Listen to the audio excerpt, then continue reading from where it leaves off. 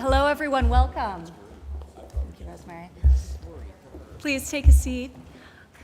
And for those of you who have not yet met her, Brooke, would you like to introduce yourself as the newest member of the advisory committee? Ivanka Trump, thank you so much. My name is Brooke Rollins, everyone. I have the amazing honor to serve this president. The first really 2 years I was here as director of the Office of American Innovation, so watched the work of Ivanka and all of you with great just inspiration and amazement, everything that you all are doing under Ivanka and Secretary Ross's leadership. And just, I guess, about a month and a half ago, took over the Domestic Policy Council. So one of the pieces of that was joining your council. So I didn't ever think I would get to be sitting with all of you, but I'm very grateful and honored to be here. And Ivanka, really looking forward to the meeting. Thank you. Well, thank you, Brooke, and we're excited to have you in this new role, continuing your great work. And good afternoon to everyone. I'm excited to welcome you back to the White House for the 6th meeting of the Workforce Policy Advisory Board. In just over a year, this board has, as you know and have joined us, met across the country and brought forth a series of recommendations to ensure all Americans are prepared for the jobs of today and tomorrow. For this meeting, I thought it best to bring the advisory board alongside leaders from federal government that sit on the National Council for the American Worker and who are responsible for implementing your great recommendations. The National Council is excited to report on our progress. We have begun implementing one of the most notable alternative education pathways with proven results, expanding apprenticeships in new and emerging fields so that workers can learn while they earn. There are now more than 750,000 new apprentices since the administration took office, and the creation of the industry-recognized apprenticeship program will dramatically expand these opportunities for more Americans in the future. We have also heeded your suggestion and expanded our data collection to fill a major gap that existed on labor demand, hires, and separations. Prior to this month, the Bureau of Labor Statistics could only provide data on a national level.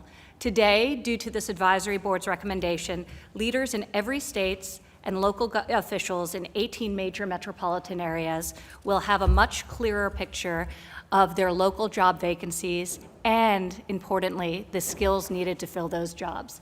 I'm sure our governors will be happy to hear this. So, thank you, Governor Reynolds and Governor Holcomb, for that suggestion. We have all heard time and time again how your companies and others across the country are adopting a modernized recruitment and hiring process. Today, we are also taking steps as the nation's largest employer to lead by example.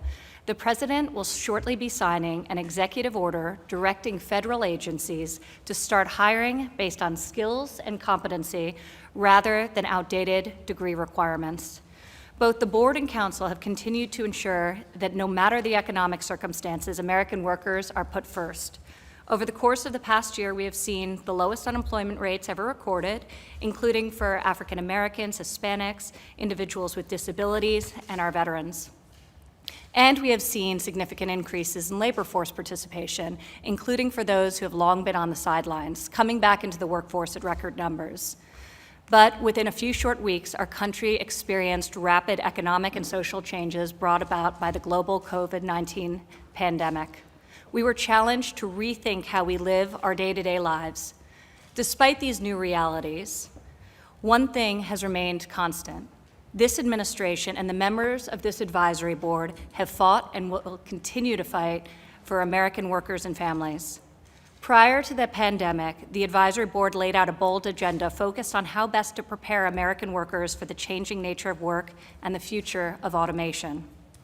Through the advisory board, we have addressed these issues and recommended changes, and now COVID-19 has brought forth a critical urgency to implementation of a set of action laid out in last month's call to action for lawmakers, businesses, and educators alike. The group of leaders here today believes in providing Americans with multiple pathways to education and career success. This includes short-term credentials, associate's degrees, on-the-job training, bachelor's and master's programs, and, as I had mentioned earlier, apprenticeships. We believe in both increasing the availability of high-quality and transparent data to show the private sector return on investment in workforce development and the ability for individuals to make informed choices about their educations and their careers.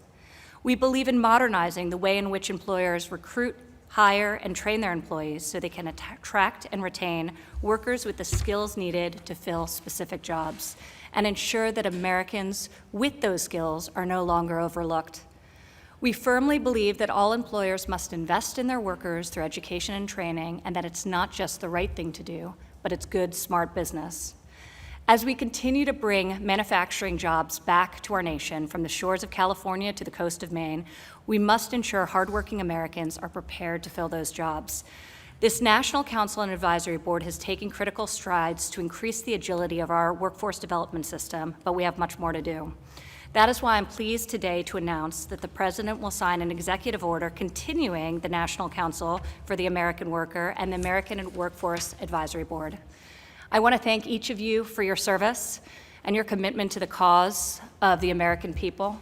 There's a lot of hardship right now and a lot of uncertainty, and this work takes on more meaning than ever before. I would now like to turn it over to my co-chair, Secretary Ross, to say a few opening words of remarks.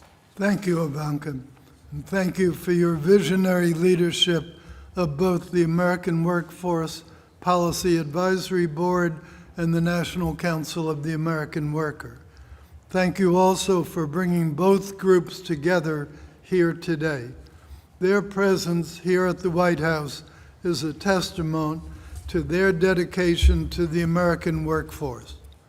We must also commend the Advisory Board for calling an extraordinary meeting in mid-May to address the abrupt changes and tremendous challenges facing American workers due to the pandemic.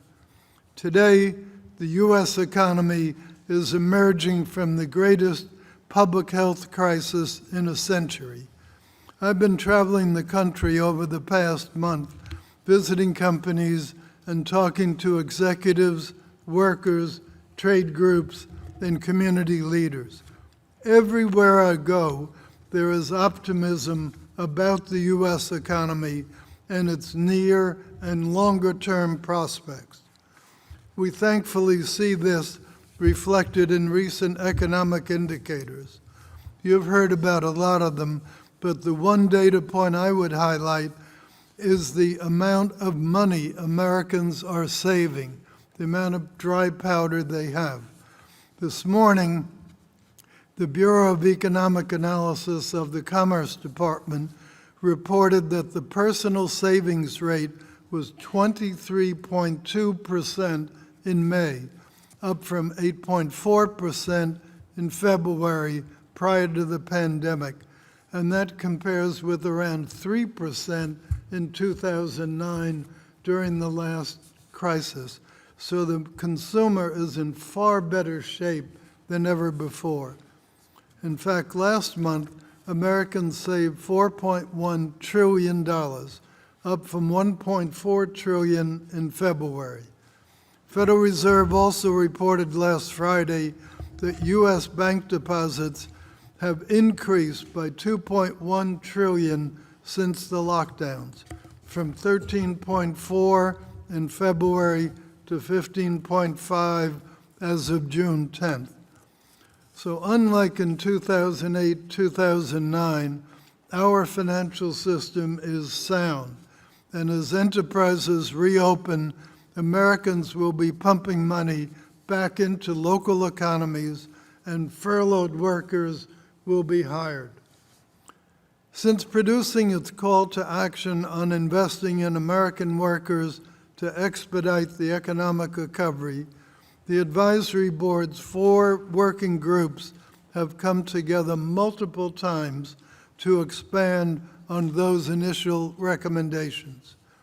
You've outlined the means required to expedite American workers' return to employment and upward mobility by investing in career pathways and implementing skill-based hiring practices. Second, remove obstacles in American education and training to accelerate reskilling and facilitate innovation in workforce development. And you have recommended that we build the technological infrastructure necessary for the future of work. Today, our working group co-chairs will share how they have expanded on that call to action.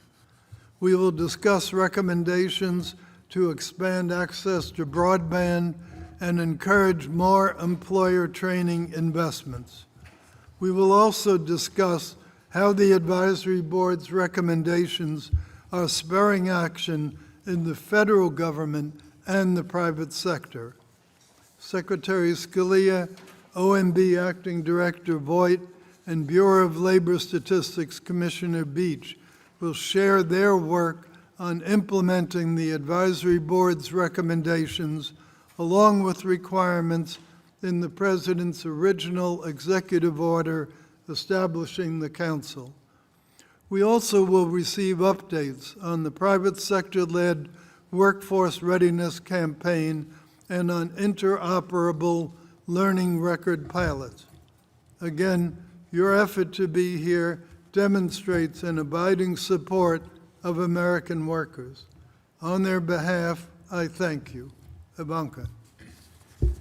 Thank you, Secretary Ross. And following those great opening remarks, I think we'll just dive right in. So, Ginny Rometty, if you could give us an update on the Multiple Pathways campaign that you've been working so diligently on with your working group, that would be terrific.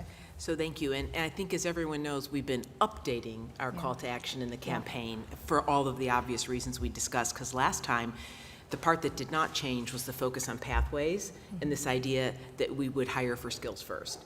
But you might remember the campaign was first called New Rules, but that was for a different point in time. And so I'm happy to tell everyone that we're in the final days now that we've been refashioning it and really focusing it to recognize the moment on opportunity and access for everyone. So the new theme is Find Something New, and it is targeted for those who are out of work, those who have to reskill, and then as well, those who are just looking for a new pathway, which is really the original point we were on. And so I think it is more relevant than ever. It does hit, I think, the new reality, as you both Advisor Trump and as well as Secretary Ross described, the new reality for everyone. And I hope what you'll see, it's positive, inspiring, hopeful, but yet it's realistic. And that was really the point. So we now feature, not that we didn't feature real people before, these are real people with real stories, having moved to real new different jobs, and all the different pathways that Ivanka just outlined. And what we have, and I must say, Ivanka, you saw this early on, there's just low awareness for all these pathways that are out there. And this was why originally you said, stay with the campaign, right, as we talked about it. So, so the new campaign, as I said, Find Something New. It is going to focus on the kind of jobs where there are job openings. And let me give you an example of what I meant by it highlights real people. We've now interviewed dozens of people, real life stories. A janitor, a retail person who now is working in technology, as an example, retrained. A person who at 17 went into the Army, 2 tours of duty, now working, it happened to be technology. A fitness instructor, social distancing makes that hard, now doing welding.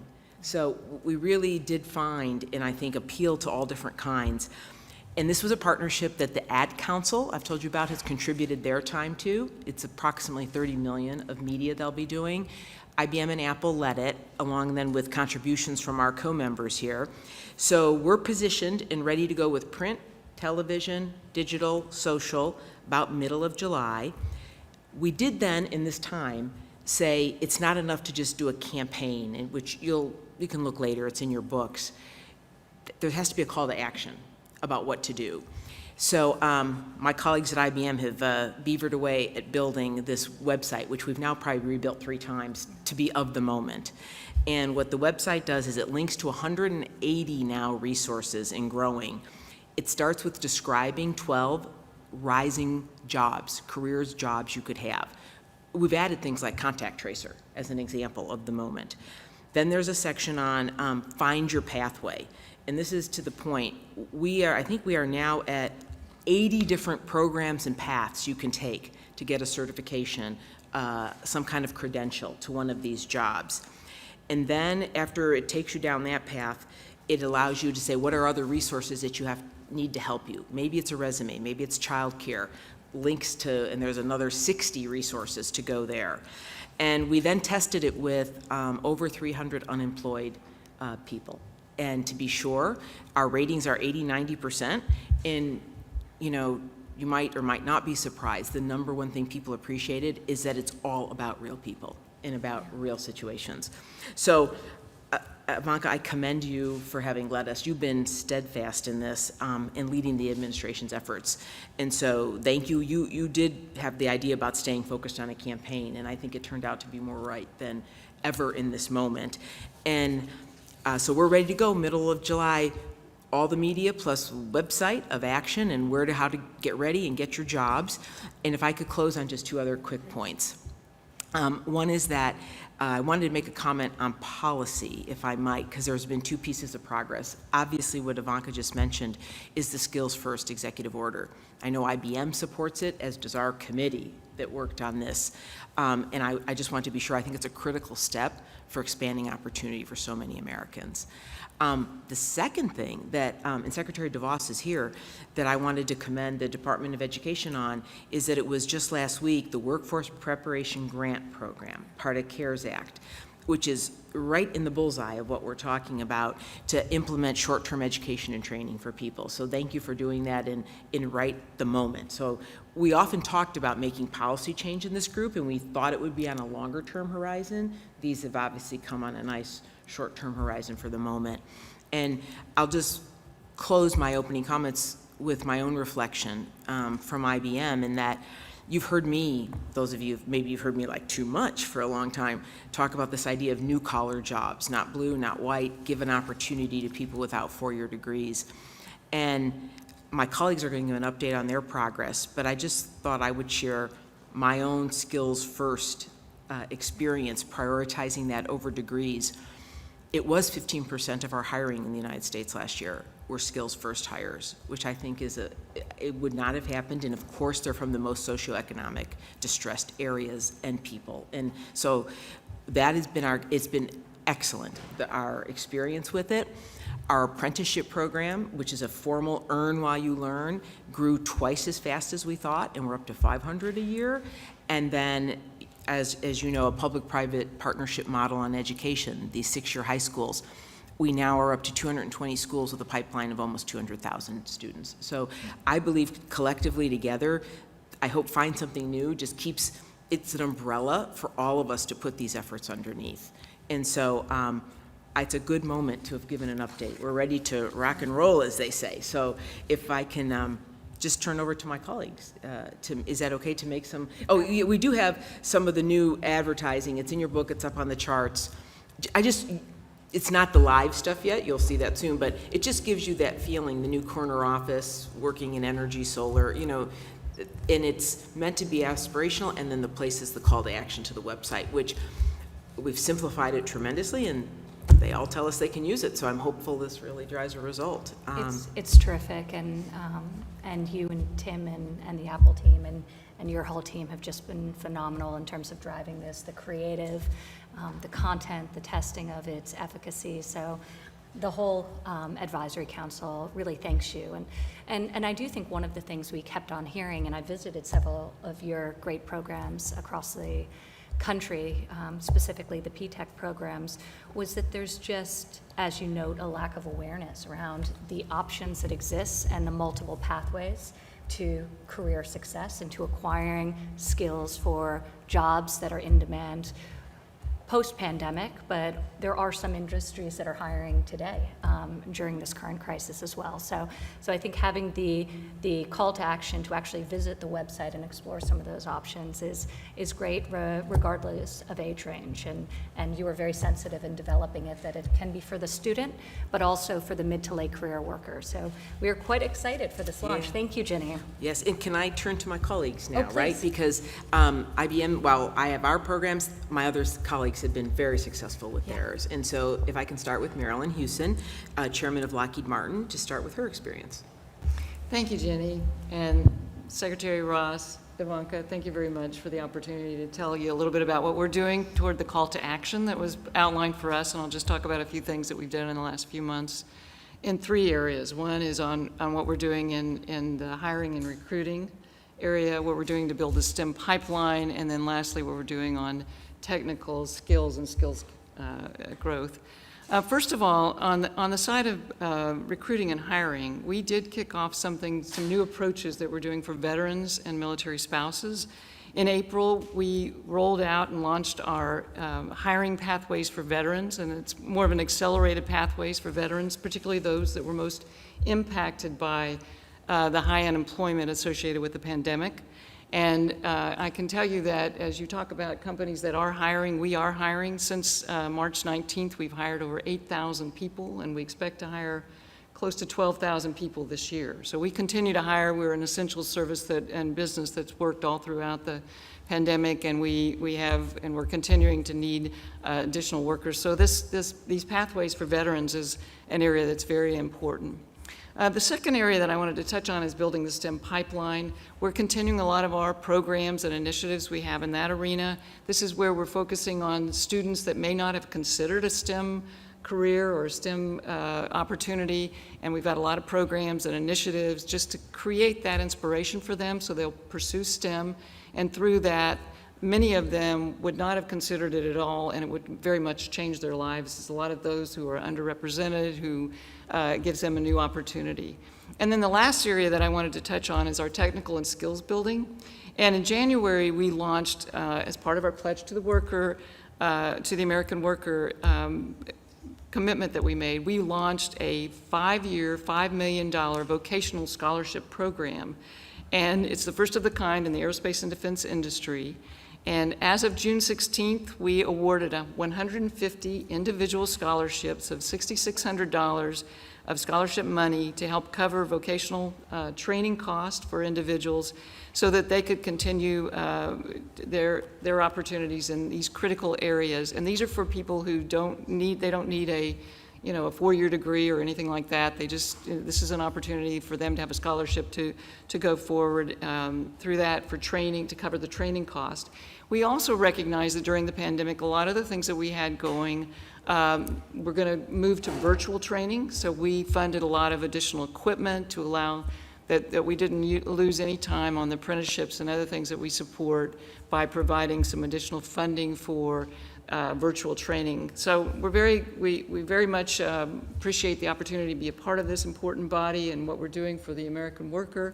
And these are just a few of the things that we're doing across that arena at Lockheed Martin. Thank you. Thank you so much, Marilyn. And next, I'll turn it over to Scott from Western Governors University, who's been leading alongside Governor Holcomb the working group on data transparency. So if you wouldn't mind kicking us off, Scott, that'd be great. Thank you so much, Ivanka. It's truly a pleasure to be back with all of you.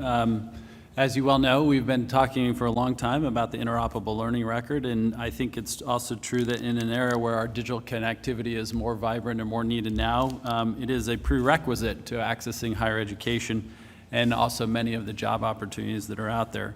And so this digital divide that we talked about as part of the call to action, it is highlighted because it limits the development of our workforce and it amplifies inequality.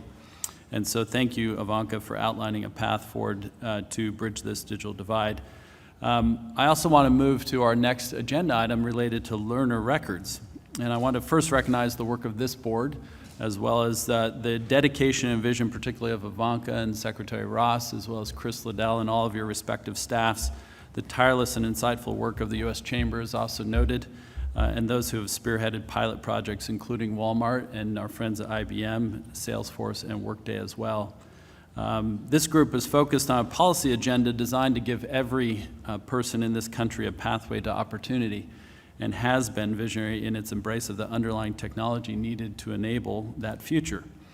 With this concept of an open and a transparent and a individually owned record of skills and competencies, this group has taken an idea, one that honestly has the potential to change the future of learning and work, and has studied it, collaborated on it, invested in it, and ultimately is now working to make that a reality. As you well know, great ideas also don't come out of the box proven and fully formed. And they don't also come out of the box with a name.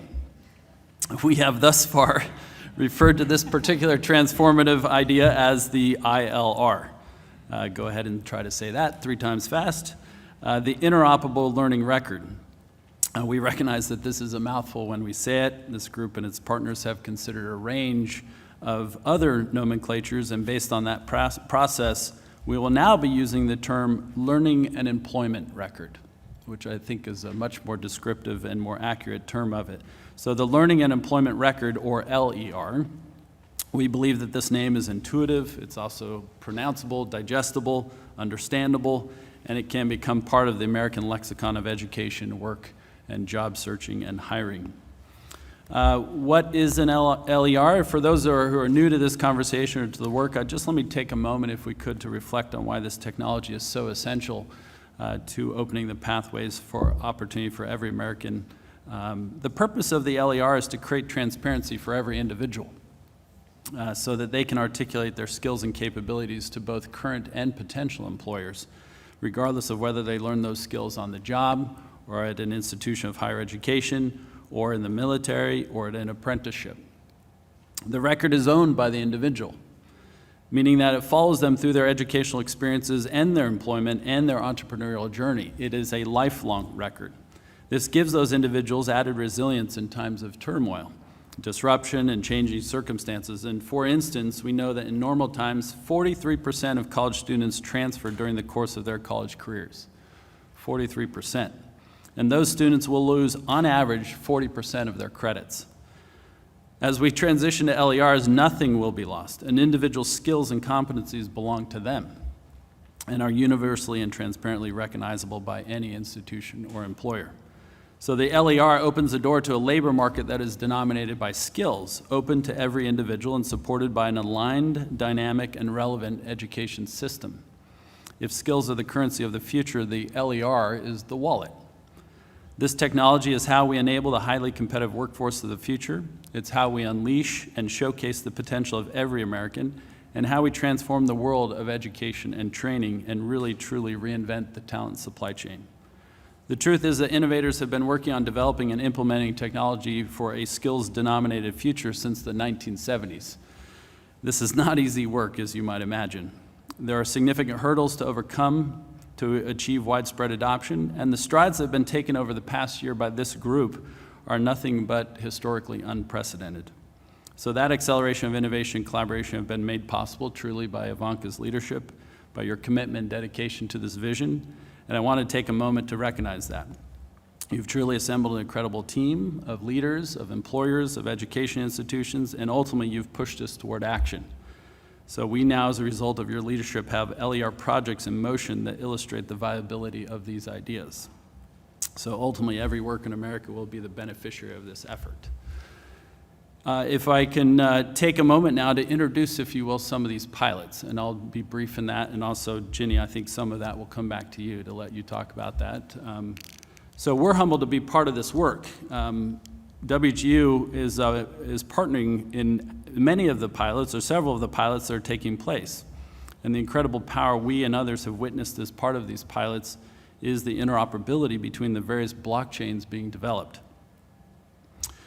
So I will provide an update on WGU's work and involvement in 2 of these pilots, and then we'll hear from Ginny and IBM, who are leading an LER pilot to better match learners with careers in cybersecurity.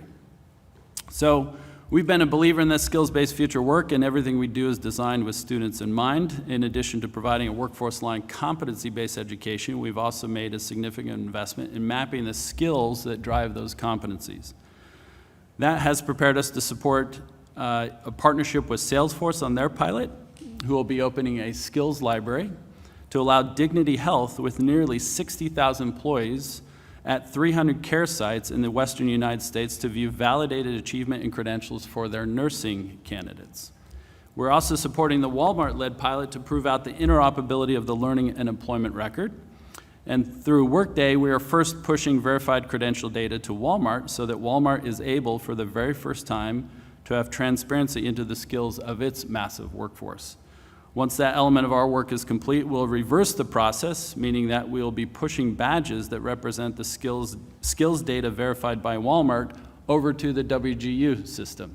This is an example of where those skills and competencies developed in work can also translate back into educational pathways. And that pilot demonstrates the potential connectivity ultimately between academic institutions and employers. So it's truly an honor to participate in this work, and I want to extend our gratitude to Doug as well as Mark for inviting us to play a role in supporting these background projects. And last but not least, I also want to express our sincere gratitude to Ginny and the team at IBM for inviting us to collaborate with you to prove out how LERs can also support learners in mapping out a pathway to a career. So I'll turn the floor over at this time to either back to Ivanka or to Ginny, wherever you want to go. I think you did a wonderful job, so I would only add, you just coined, we knew skills is the currency of the future, but I love it that the LER is the wallet. So perfectly said, and I would only add that the pilot we're doing is based on blockchain technology. It's a perfect application of blockchain technology for cybersecurity, and it proves the portability between the employer, the individual, and the academic, multiple academic sites, obviously. And I would just say so far so good, and it's also a great one. Maybe we had an EO on skills first, maybe then it'd be a great one for the federal government to adopt this LER as being the world's largest employer, or country's largest employer, actually. And we'll see how our pilots go. I think that's a great segue Yeah. into Russ, who can share with us a little bit about the incredibly exciting EO that the president will be signing shortly. And thank you all for the hard work on this. These pilots will ultimately be rolled up, and something that we hope to replicate on a much broader and larger scale once we've proven track record and success. And I think everyone around this table shares my excitement for how transformative this could be in terms of creating transparency for people deciding on what education path to take, or on an education path about where the jobs exist, and then also for employers to recruit that talent seamlessly. So really great work, and thank you both very much. And Governor Holcomb, thank you for your terrific work on this group as well. So before we turn it over to Russ, do you have anything to add? Well, I will be brief, thank you. Yeah, of Vice course. President. Thank you, Secretary Ross, and to every member of the board for your commitment and dedication to the American worker. I mean, this is going to make a big difference, and you used the word, Ivanka, transformational, and we're seeing it play out before us right now, and the urgency has never been, the urgency of now, as Dr. King mentioned decades ago, is squarely upon us, and the work that we're doing here. I'm just excited and encouraged that we're getting to the action part of the endeavor.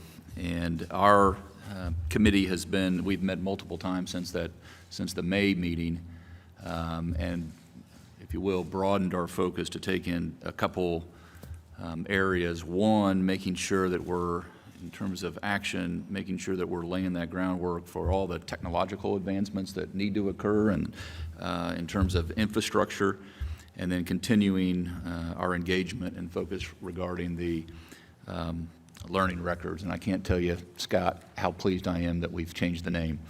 We talked a lot about that, but for only us to have understood what it meant would have been a slow start out of the gate. So, but this pandemic has brought this really into focus about how much we have to get done and who will potentially get left behind. And so speed to market is critically important. We focused in on 5 key areas. Just very quickly, we wanted to make sure that we're advancing action items that will apply to all. Obviously, again, the pandemic has just vividly revealed various disparities. They were there prior. They're there now. What we don't want to see is that gap widening in the months and years ahead. And so increasing access to educational and employment opportunities for Americans is rightly number one. That's both in rural and urban. Again, Secretary DeVos, thank you for your partnership as well. and making sure that in our school corporations, we're not flying over urban or rural or suburban, that we're actually connecting to all. Secondly, we focused on all the coordination that's a must, and all the opportunities to empower government sectors, making sure that it's truly a local, state, federal, tribal, that cooperation is in place and working, not just waiting on one another, but it's an orchestra that's being conducted. That has to do with the regulatory environment. So for our federal partners, making sure that we can do certain things to get to the market. Critically important for the states, like Kim and I from Iowa and Indiana. We are bringing all of our resources to bear as well. In Indiana, just as an example, we took $1 billion and said we're going to have a next level connections program that had a lot more to do than just roads. It had to do with trails, it had to do with airports, waterports, it had to do with broadband internet connectivity. And in a state like Indiana, and I'm sure Iowa is about the same, that we're 83% farmer forest terrain. And so expanding that field into our rural areas really expands our market of opportunity. And so devoting those dollars and then having partners at the federal level, again, and at the local level, critically important. We just rolled out the first round of we took $100 million of that billion and said this is going to go to broadband internet access. Not just awareness, that word has been used 2 or 3 times, awareness, access, affordability, all critically important to the consumer. Our first round, we devoted state dollars of that $100 million, a little over $28 million, but we leveraged that with provider dollars as well. We just rolled out, that went into 18 different counties of our 92. We just rolled out the second round. We'll have more to say about that later, but this will dwarf that $28 million. It'll be probably triple. We'll be starting to knock on that $100 million investment in a very quick period of time. But to think what we can do when we're all aligned, when all the stars are aligned, is just going to be amazing. Third, not only are we seeking partnerships, and I just alluded to it with local and levels of government and branches of government for that matter, we're also seeking to cultivate partnerships with the private sector. Obviously, this is how we get there fast. And that's exactly what we did with our program. We built our program understanding that the private sector and the government sectors coming together could get us there the quickest. Fourth, we focused on the ability to develop and then disseminate accurate data. So data rules, but accurate data is what you want to be all, not just transparent about, but all looking at the same data that's accurate. And so that comes full circle back to that access, affordability, and awareness when you're making investments. We're very proud we're a AAA state, but I always talk about that's not just a credit rating. That also has to do with access and affordability and awareness. And then lastly, expanding that technological infrastructure right now, whether that's wired or wireless. I mean, we got to do both, and we got to do it now, and then we have to have an eye on the future. So we can't be paralyzed by, well, what's going to be next? I mean, we got to be acting now, connecting people now, and so that's kind of again, that urgency of now. But coming out these last few months has really pushed it forward. So those are the 5 principles that are guiding our not just conversations, but going from the why, the conversational part of it, to the how and the action part of it. So I say all that to ask Ivanka if we could ask the full board to approve the digital infrastructure principles that I've just gone over. Thank you. So why don't we call for a vote? Anyone object? Okay, good. Okay. Thank you. Approved. Great work on those principles. And I know you've been reaching out to all of the members and getting real-time updates and feedback. So really just terrific work, and it was very inclusive of everyone's ideas and recommendations, so we appreciate your thoroughness in this exercise. I'd like to turn it back now to Secretary Scalia for a minute to talk about apprenticeships, since it's been mentioned numerous times, and some of the new programs this administration has initiated to expand the number of apprenticeships and apprentices that exist in America today. So, Secretary, if you would like to take the floor now, that'd be terrific. Yeah, thank you, Ivanka, and thank you for your support of the work we do at the Labor Department. We've obviously had a very challenging few months for the American people, including American workers. As this group knows, in February we were at 3.5% unemployment, which tied a 50-year low. We had record job creation too, but in the few months since then, we've had many millions of Americans put out of work because of the measures taken to respond to the virus. We are coming out of that. We turned a corner in May. Secretary Ross touched on it a little bit. As many of you know, we've learned that in May we added 2.5 million jobs back to the economy. Predictions had been that we would lose 7.5. We added 2.5. And that was just through mid-May, when reopening was really just beginning. We know we've added many, many more jobs since then. We'll put out our next job report at the end of next week. But we've made progress. We'll continue to do that as long as we continue to reopen safely. But we also are mindful that there are going to be more workers, too, who need to be retrained, develop new skills to go into new jobs as our economy continues to move and as we come out of this challenge that we've had. Fortunately, from the very early days of the President's administration, there has been great focus on workforce development and training. That's been reflected in the Council on the American Worker, on the advisory board, such a distinguished group of people that's participated in this effort. And also early on, there was a task force on apprenticeship expansion, which the President created by executive order. And that group recommended, quote, a streamlined, industry-led and employer-driven apprenticeship program that develops and recognizes high-quality, competency-based apprenticeships. End quote. That was their recommendation, and I'm pleased to say that that is something that we've now put in place through a rule that we adopted in early March concerning what we call industry-recognized apprenticeship programs. And the concept here is sort of threefold. First, and this is something that became so evident to all of us, particularly in the last few years, businesses are so effective in helping with training because they understand where the needs are and where they will be. Second, apprenticeships particularly are an especially good model for driving that, because where there's an apprenticeship, there's a job and there's an expectation of a future job, which is one of the reasons apprenticeships are so valuable. We also recognize, third, that the registered apprenticeship program has many strengths, but it's not always suited to expansion into industries where apprenticeships have been less established, but where we're seeing a lot of job growth, like healthcare, like cybersecurity, like advanced manufacturing. And so the concept of this rule, the IRAP rule, which we adopted in March, was to promote those apprenticeships. And at the center of it is what we call these standards recognition entities. They're really accrediting bodies. We recognize the SRE.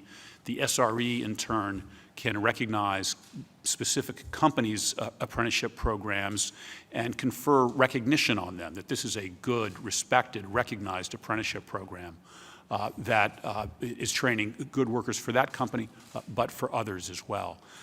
So we've begun receiving applications to become SREs. This can be community colleges, it can be trade associations, it can be leading businesses, say in the aerospace or computer technology area, who then, and I've seen it myself, companies helping other companies develop apprenticeship programs, they can do that as an SRE.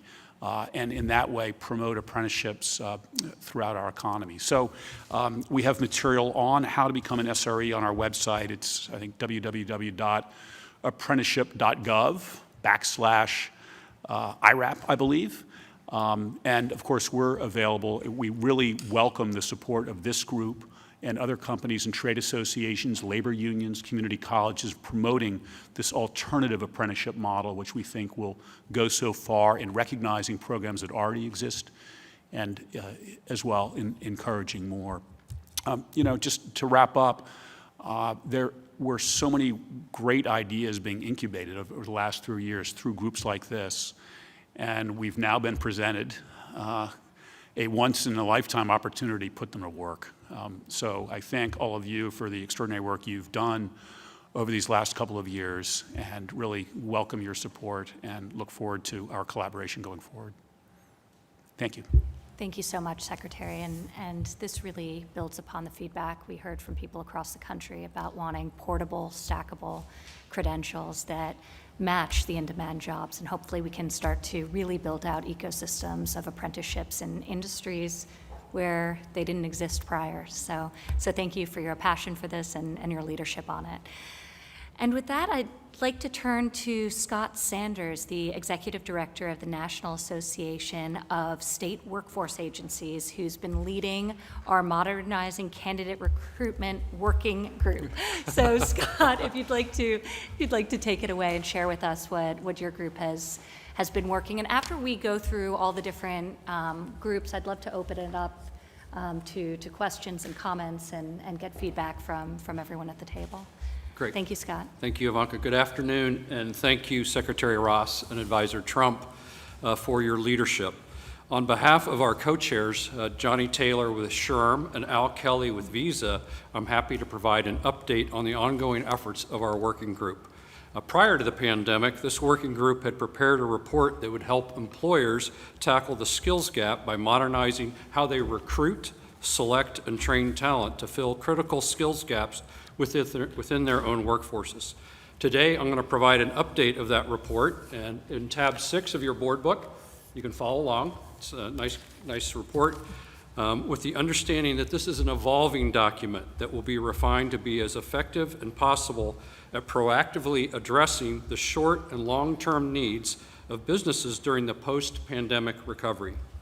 The current iteration of Leading Practices in Modernizing Candidate Recruitment, Hiring, and Training, it includes a collection of best practices featuring a series of illustrative cases from industry leaders, organizations, and HR experts who have utilized modern practices to attract, hire, and train their workforces.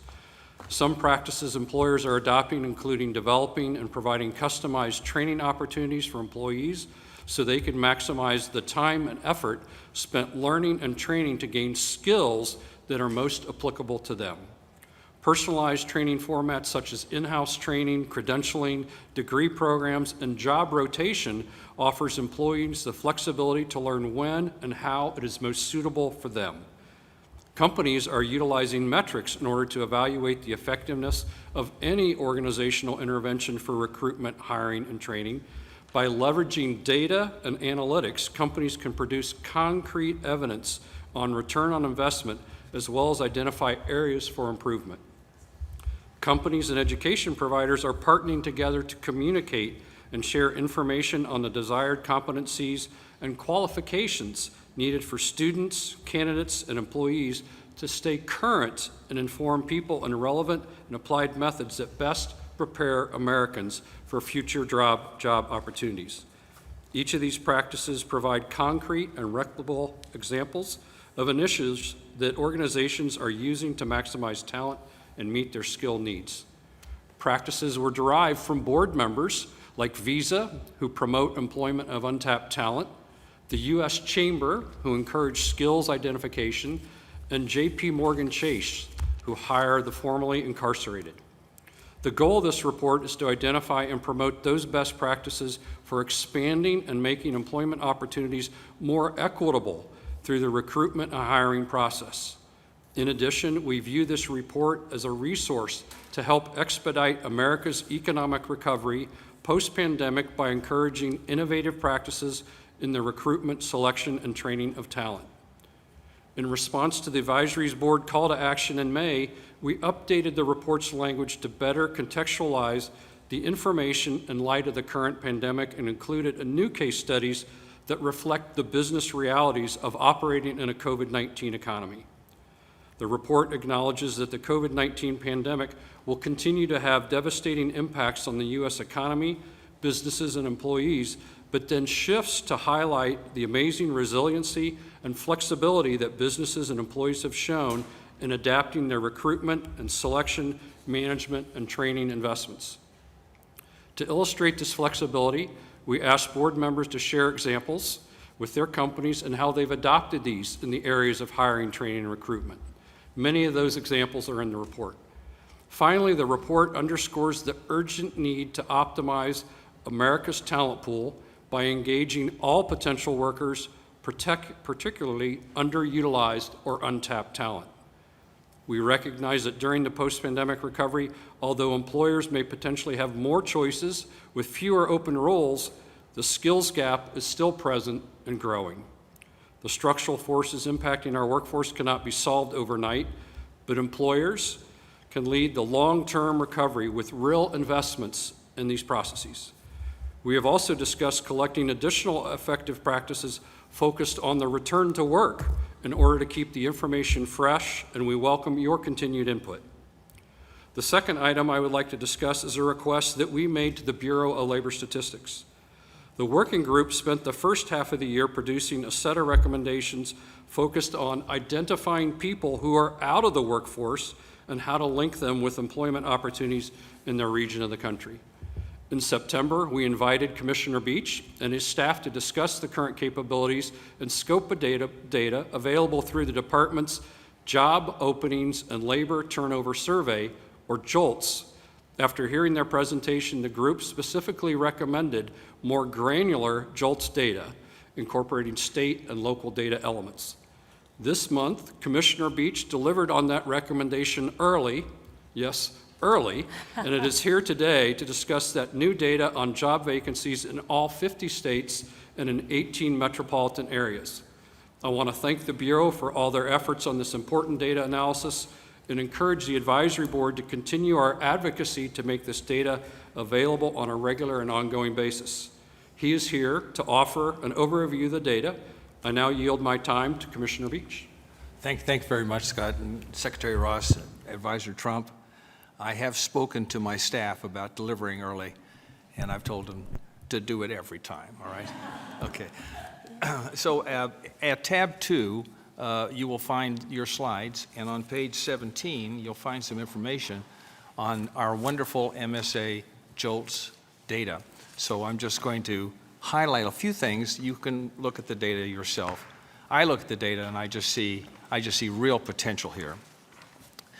Thank you very much, Board, for asking us to do this project. We would have probably gotten to it at some point, but we wanted to do it, and we've wanted to do it all along. After all, the U.S. economy is really not a national thing, is it? It's a collection of small economies.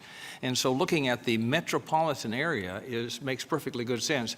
And if you're going to try to put people into jobs, you're going to want to have labor demand, and our product is the only product out there that does labor demand.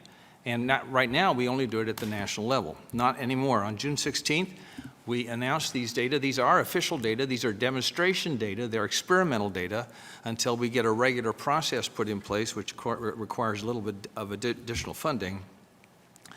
We estimated job openings, hiring, and separations. Those are all elements of what are called dynamic market analysis for 18 metropolitan statistical areas, the largest 18 in the United States. You can see that on the screen now. It is the next slide, slide 18. And these 18 MSAs contain 38% of all workers in our labor force. So I think they really do indicate something. Now, when I look at these data, I see amazing variation between we just picked 4. And if you look at slide 19, I've been looking at data for a long time. Maybe that's what's wrong with me. When I looked at these data, and these data are just the biggest MSAs in the census regions, the big 4 census regions, just look at the variation in that data. Now, when you see variation, you ought to be asking yourself the question, why? Why is there variation? If you look at the next slide, on page 20, you'll see that variation occurs during the height of the expansion. Well, this is where I think these data are really going to prove out. Asking yourself, why is this variation? Well, of course, the first thing, every MSA probably has a slightly different economic base. The economic base of New York is different than that of Louisville, which is different than that of Minneapolis and Los Angeles.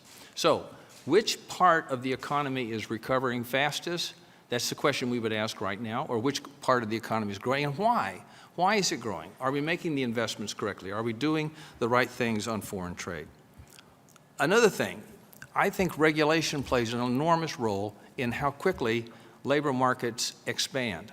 And I think, talking to my friends over at HUD just last week about these data, they said, oh my gosh, this could lead us to look at zoning, land use regulations. Well, some of you are interested in another regulation, which is occupational licensing. Certain areas do more occupational licensing than others. Could that be the reason why there's these variations? Is it an income distributional thing? Is it transportation infrastructure?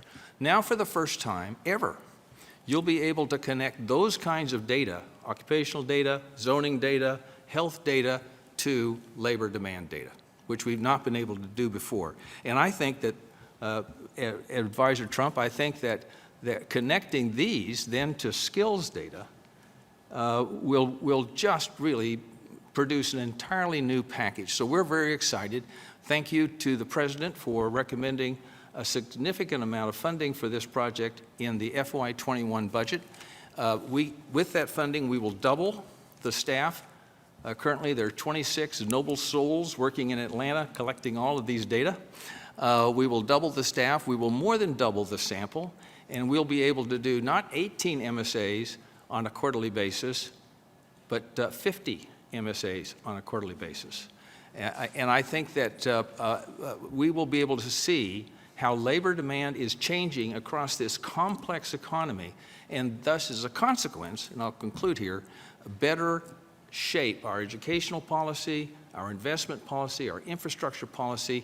This should be a major new element in state economic planning, economic development planning.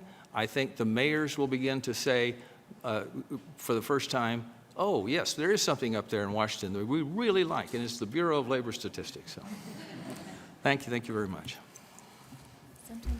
Thank you so much, and it's really rather exciting. And I think many of us, except for our governors around this table, were incredibly surprised that this data did not already exist. I certainly was 3 years ago. So it is really exciting that now employers, educators, policymakers, students will have that kind of transparency. And per the budget, we will work hard to get the funding to make it permanent. So thank you for your hard work, and thank your team for delivering ahead of schedule. Now I'll turn us back. Yeah, please. So I want to yield back to you. I believe you have an announcement from the administration, and I don't know if you want to touch on that now or later. So, thank you. Sure.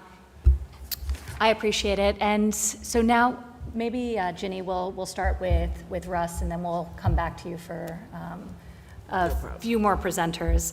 But while we're on this topic, I think it's relevant to talk briefly prior to the signing about the executive order that is being put forth today and signed by the President, that's responsive to the work being done by this council, the recommendations of the council, and also what's happening in the private sector across the country, and we're trying to catalyze more of it, leading by example. So Director Russ Voigt of the Office of Management and Budget has been the champion of this initiative, and certainly as the country's largest employer, it's no small feat. But Russ, if you want to just take it from here and tell us a little bit about the executive order and what the President will be signing. Sure, thank you, Ivanka. And I think the President's going to be taking a major step forward at the end of this meeting in ending the bias against skills-based hiring in the federal government as the largest employer, and to really use the federal government to champion a lot of the ideas that you all have been putting forward. So what the EO will do is primarily three things. It will end the mandatory educational requirement for hiring unless, as the statute requires, that degree is absolutely necessary to perform that position's duties. It will also no longer require 2 or 4 year degrees to be a qualifying certification to do a job, and it will also end the ability for candidates to self-certify as they go through the process. And this is important, I think, on 2 fronts. One, for the benefit of the future employee. They have a new pathway that will potentially meet their degree requirements and apprenticeships and other ways to access meaningful work and experience the dignity of working for the federal government and serving their country. So that's really important as well. We also think it will have a great benefit for federal agencies. About 40% of the time, the HR departments will give a list of certified candidates for people to hire from, and the hirers will then go through and they will find that they're not actually qualified for the job. Or worse, they'll go forward and they'll hire, and that person will not be able to do the job that they've been asked to perform. And so we believe that this will actually lead to a better workforce that is more geared towards being able to accomplish the skill sets that are required, and will be able to do it quicker. We have a number of pilot programs in place right now where we're finding that it will only take 6 weeks to get through the process. So we're really excited about this EO. It's a long time coming. The President has been leading on this. Ivanka's been leading on this. There's been a number of members of Congress like Marco Rubio who've been putting forth ideas like this. And so we're really excited that the President's taking the step today to have the federal government lead in this area, and hopefully it has ripple effects throughout the country. So thank you, Ivanka, for the opportunity to speak about it. It is very exciting, and we look forward to its swift, full implementation. And now I'd like to go back to Ms. Remedi and to share with us some of the additional work that you've been doing on the multiple pathways that I moved too quickly by. So, Yes, no, so apologies. No, we didn't want to miss an important component of the supply chain of creating the skills that we're speaking about here, in particular it's the educational institutions. And so if we could hear comments from both the work that's been done from Jay Box and as well from Sebastian Thune. And Jay, who is president of Kentucky Community and Technical System, and then Sebastian, founder, president of Udacity. So where is Sebastian? He's here somewhere. We're down. Yeah, right there. Okay, so we'll start with Jay, and so we just don't want to leave out the education system in our comments, and they've done a lot of work in our work stream. So what we've been talking about a lot around this table is the importance of public and private partnerships in an education that is just critical for us to reach out to business and industry and have them drive what we do in education. 4 years ago in Kentucky Community Technical College System partnered with the Kentucky Chamber to bring together the Business Education Roundtable to do just that, to identify the skill sets that were necessary for our future workers. And then we went back in education to revise our academic plans to meet those skill sets. Now, that has morphed during this pandemic to now what we call Restart Kentucky, where the Chamber and us are partnering together. The Chamber is bringing in from the companies all the job openings that are out there, like we're talking about the labor statistics. Companies can post what the jobs are that are open at their companies. Then we match up with that with the skill sets that are necessary to fill those jobs and have a link for the individuals to come to us to get those skill sets. And we feel like that's an important part of what we do in education is partner and align our skill sets that we teach with the demand of business and industry. Yeah, I want to thank you for being here, Ivanka, for your incredible vision, doing this in an incredibly timely way, Secretary Ross. Obviously, the pandemic crisis has accelerated an already existing trend towards digitization and restructuring of society. We have addressed this through non-traditional training opportunities where we team with companies like Google and Facebook and IBM and Microsoft and many others to provide technical training to individuals that would like to step into the digital world and get a type of the jobs that we talked about before the next corner office or the next desk office, as we saw. In doing so, because we're going to talk later, I think Mike talks about later about potential new ways of providing students with support. We draw most of the support not from government, but from industry, from partner companies. We just launched a major initiative with Microsoft. We really go and offer individuals the chance on the table through some skill-based training. And that's been taking off. From a corporate perspective, the last 3 months have been sad to say and happy to say great business for us, because there is an incredible number of people now that see the opportunity to move their own careers forward. I really want to commend Ivanka for the vision behind this. I believe at some point in the future, it ought to be the case that the American workforce engages in lifelong education, and that's not the case today, at least not the way we want it to be. It ought to be the case that people own their credentials and take them with them. It ought to be the case that this education be diverse and job relevant and skills relevant, not just traditional degrees. And I think this body of people here has pushed this harder than ever before. I hope that the coronavirus situation, as sad as it is, provides an accelerant for these developments, because if we do a job really well, we might leapfrog and make this country much stronger. Thank you. Thank you so much, Sebastian, and it was really a pleasure for us to be able to hear from some of your students, and yours, Scott, as well, recently as we did a Zoom call as a board and really heard their experience of digital online learning firsthand. So thank you for that. The last working group we have will be presented by Mike Piawar of the Milken Institute, and we sought to measure and encourage employer-led training investments. This is really critically important because the employers are closest to the jobs. They know the skills that they are seeking to recruit, and they really need to take a lead on this front. But there was no commonality towards measuring the effectiveness of these programs, common language, common even systems and set of metrics. So we sought to change that, and Yes. Mike, you have a great update for us. So please, the floor is yours. Great, thank you, Ivanka, and Secretary Ross, and welcome to the council members. I want to begin by acknowledging Barbara Humpton, my co-chair, who's unable to attend today. She's been a key part of the work that we're presenting today. And Ivanka, as you mentioned, it's more critical time than ever. We've been spending a lot of our time. One of our goals is to prioritize, as you mentioned, the collection of national data on employer-provided skill-based training. And we think it's important for a number of reasons. It's, training is a strategic decision for firms and a competitive advantage. But yet there was no common language, no common definition of what skill-based training meant. And so, as you may recall, at our September 2019 board meeting, we presented a recommendation for the specific data categories that should be prioritized in national data collection efforts. And at that meeting, we said that if the full board adopted our working group's recommendation for what data should be collected, which we did, we were glad to say, that we'd continue to explore how that data should be collected. And so today, we're pleased to present a report and a set of 4 recommendations on that exact topic.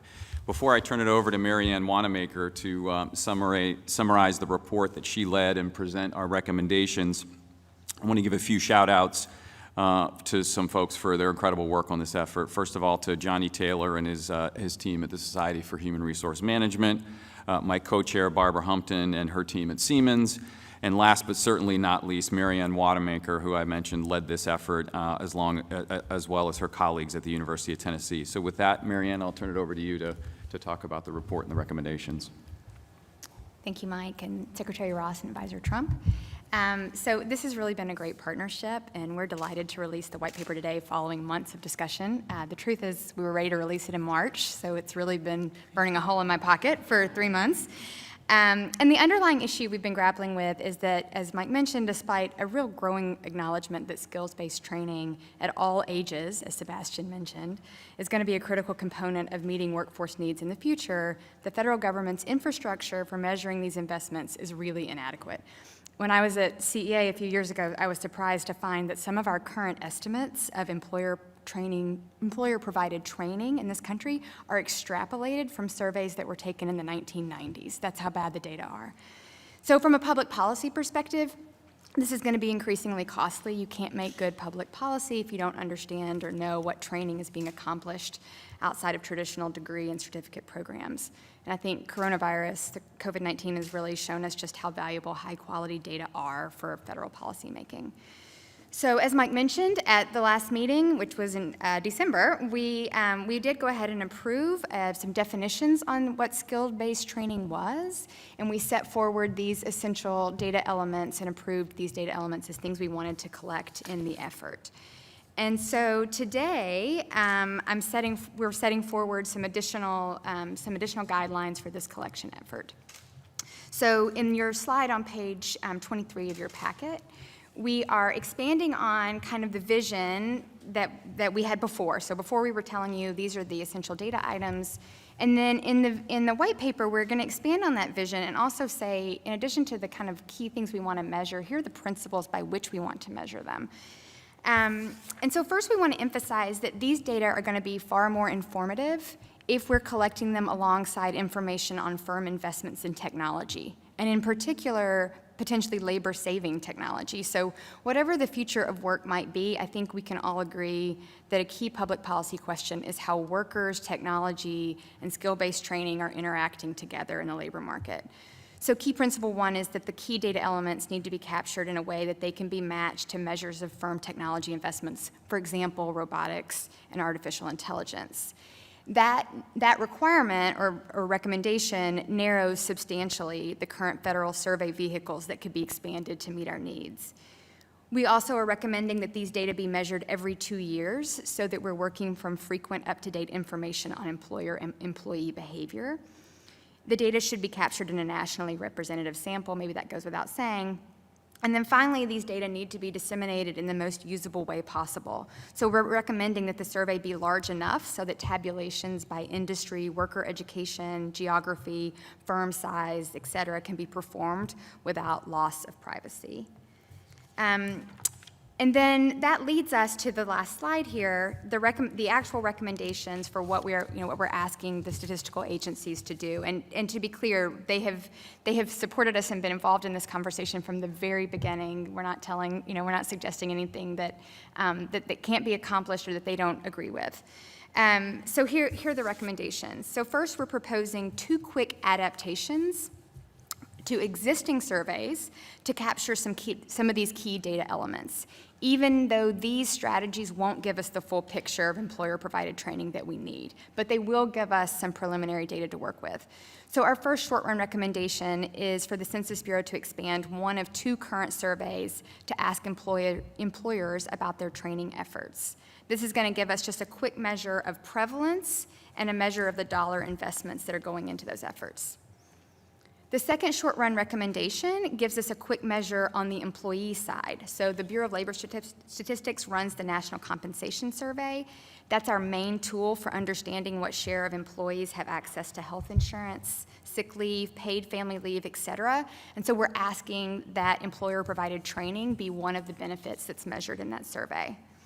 Those numbers are already frequently used to guide policymaking. Although these short-run strategies will push us well ahead of where we are today, they're still very imperfect ways of informing workforce policy because we cannot connect employees to employers in any of those strategies, and we're limited in the sorts of questions we can ask in both of the surveys. So in the long run, we're recommending that the statistical agencies implement a new training module, and so that's long-run recommendation number 1. The module would be a paired employee-employer survey. On the employer side, the survey would take a current survey from Census that's already asking the key questions around technology investments in robotics and AI, and then add a second module that asks about these skill-based training investments. Then the survey instrument would also survey employees at that employer, measuring all of the demographic characteristics that we think are so critical to understanding incidents of training across the population. And then finally, long-run recommendation 2, and this is the one I'm really excited about because I really think it breaks new ground. We are laying out a vision for how the data produced by this survey will fit into the overall federal data infrastructure. And so the magic in that is that the strategy we're laying out will allow the federal system to follow trained workers throughout their careers, no matter where they ultimately are employed. So we survey you once and we capture you, and then no matter who your ultimate employer is, we'll be able to see how these training investments are paying off. So I am happy to take any questions, but before I do, let me also say that we are looking for partners in this mission. So the Census Bureau has successfully implemented a partnership model in the past where the Bureau partners with nonprofits and outside academics to both design the survey and then to amplify the results. And we think the survey that we're proposing is going to be more effective under such a partnership. So we've had some initial conversations, really exciting conversations with nonprofits who are interested in influencing the work we're doing and amplifying it once it's done, but we're anxious to pick up more. So I encourage any interested parties to reach out to me or to one of the statistical agencies, Bureau of Labor Statistics or the Census Bureau. Thank you. I'll hand it back to you, Mike. Thanks, Marianne. Are there any questions for Marianne or comments before we do this? Commissioner Beach, if we approve this recommendation, we look forward to your early delivery on the recommendations on this. We'll have it next week. Yeah, good. We used to collect these data back a long time ago, and they were, it's always a matter of keeping certain surveys going and not others, which I think is an object lesson for anyone who's doing planning, is to make sure that your long-run vision is much, much more robust than your short-term vision. It was too bad that we had to cancel that series for funding reasons. Good. And the full report is in tab 8 in your book if you want to see it. As I mentioned, Marianne led the efforts on it. It's a very thorough report and then very thoughtful, very targeted, very specific, very needed recommendations. And you can just tell from the excitement in her voice about what she's going to do when she gets this data and be able to help look through this. So before we take a vote on these, we have 3 more recommendations from the group. So we should kind of go on with those. So let's go to those. So included in last month's call to action is the goal to remove obstacles to the modernization of American education and training to accelerate reskilling and facilitate innovation in the workforce development. Since then, our working group has been focused on deliberating further on how to remove barriers and create new pathways to workforce development. As a group, we've reached an immediate consensus in 3 areas, and we continue to discuss in some other areas to guide public and private sector efforts in creating successful lifelong learning opportunities, and we're pleased to present 3 of them today. The first recommendation is to modernize the federal student financial aid system. As a group, we are recommending that the federal government allow federal Title IV and other student financial aid for high-quality, short-term, market-aligned credential programs that stack into lifelong opportunities. So, for example, things that Sebastian and his great company are doing for workers. This would give academic and institutions and employers greater flexibility to innovate, experiment, and ultimately improve education and training delivery models alongside the traditional educational models. The second recommendation is to expand employer-provided education assistance to support employees. As many of you know, many American employees receive some sort of tuition benefits from their employers as support for workforce development. Currently, Internal Revenue Code Section 127 allows for $5,250 of educational assistance to an employee to be excluded from an employee's gross income. As a group, we're recommending that both the size of the cap and the scope of the benefits should be adjusted to ensure that all Americans can benefit from employers' tax advantage tuition investments. And specifically, we came to consensus in 3 areas. First, we believe Congress should consider increasing the increases to the cap, which has not been increased in over 40 years, in line with necessary education and training expenditures. We also believe that expanding Section 127 to include student loan repayment and modern educational purchases such as laptops and other devices as types of employee benefits should also be considered. And finally, the scope of the benefit should be modernized to give greater flexibility to employees pursuing lifelong learning opportunities outside the traditional educational model. And our third and final recommendation is to encourage the repatriation of strategic supply chains specifically in underserved communities. The COVID-19 pandemic has revealed that the United States needs to rethink supply chains such as, for example, medical supplies to make them more resilient to future shocks. As a group, we believe we must enable a domestic value chain that promotes job growth and workforce development in key manufacturing sectors for underserved communities. Repatriating strategic supply chains in geographic areas where the prospects for optimizing employment for untapped labor pools is high is a huge win-win for the American public. Now, building on the great work of the Modernizing Candidate Recruitment and Training Practices Group, which previously showed us that we should focus our efforts on opportunity zones, which you may recall is a federal tax incentive program in the Tax Cut and Jobs Act of 2017 designed to spur economic development in distressed communities across the countries, is a way to quickly identify geographic areas where the prospects for optimizing employment for untapped labor pools is high.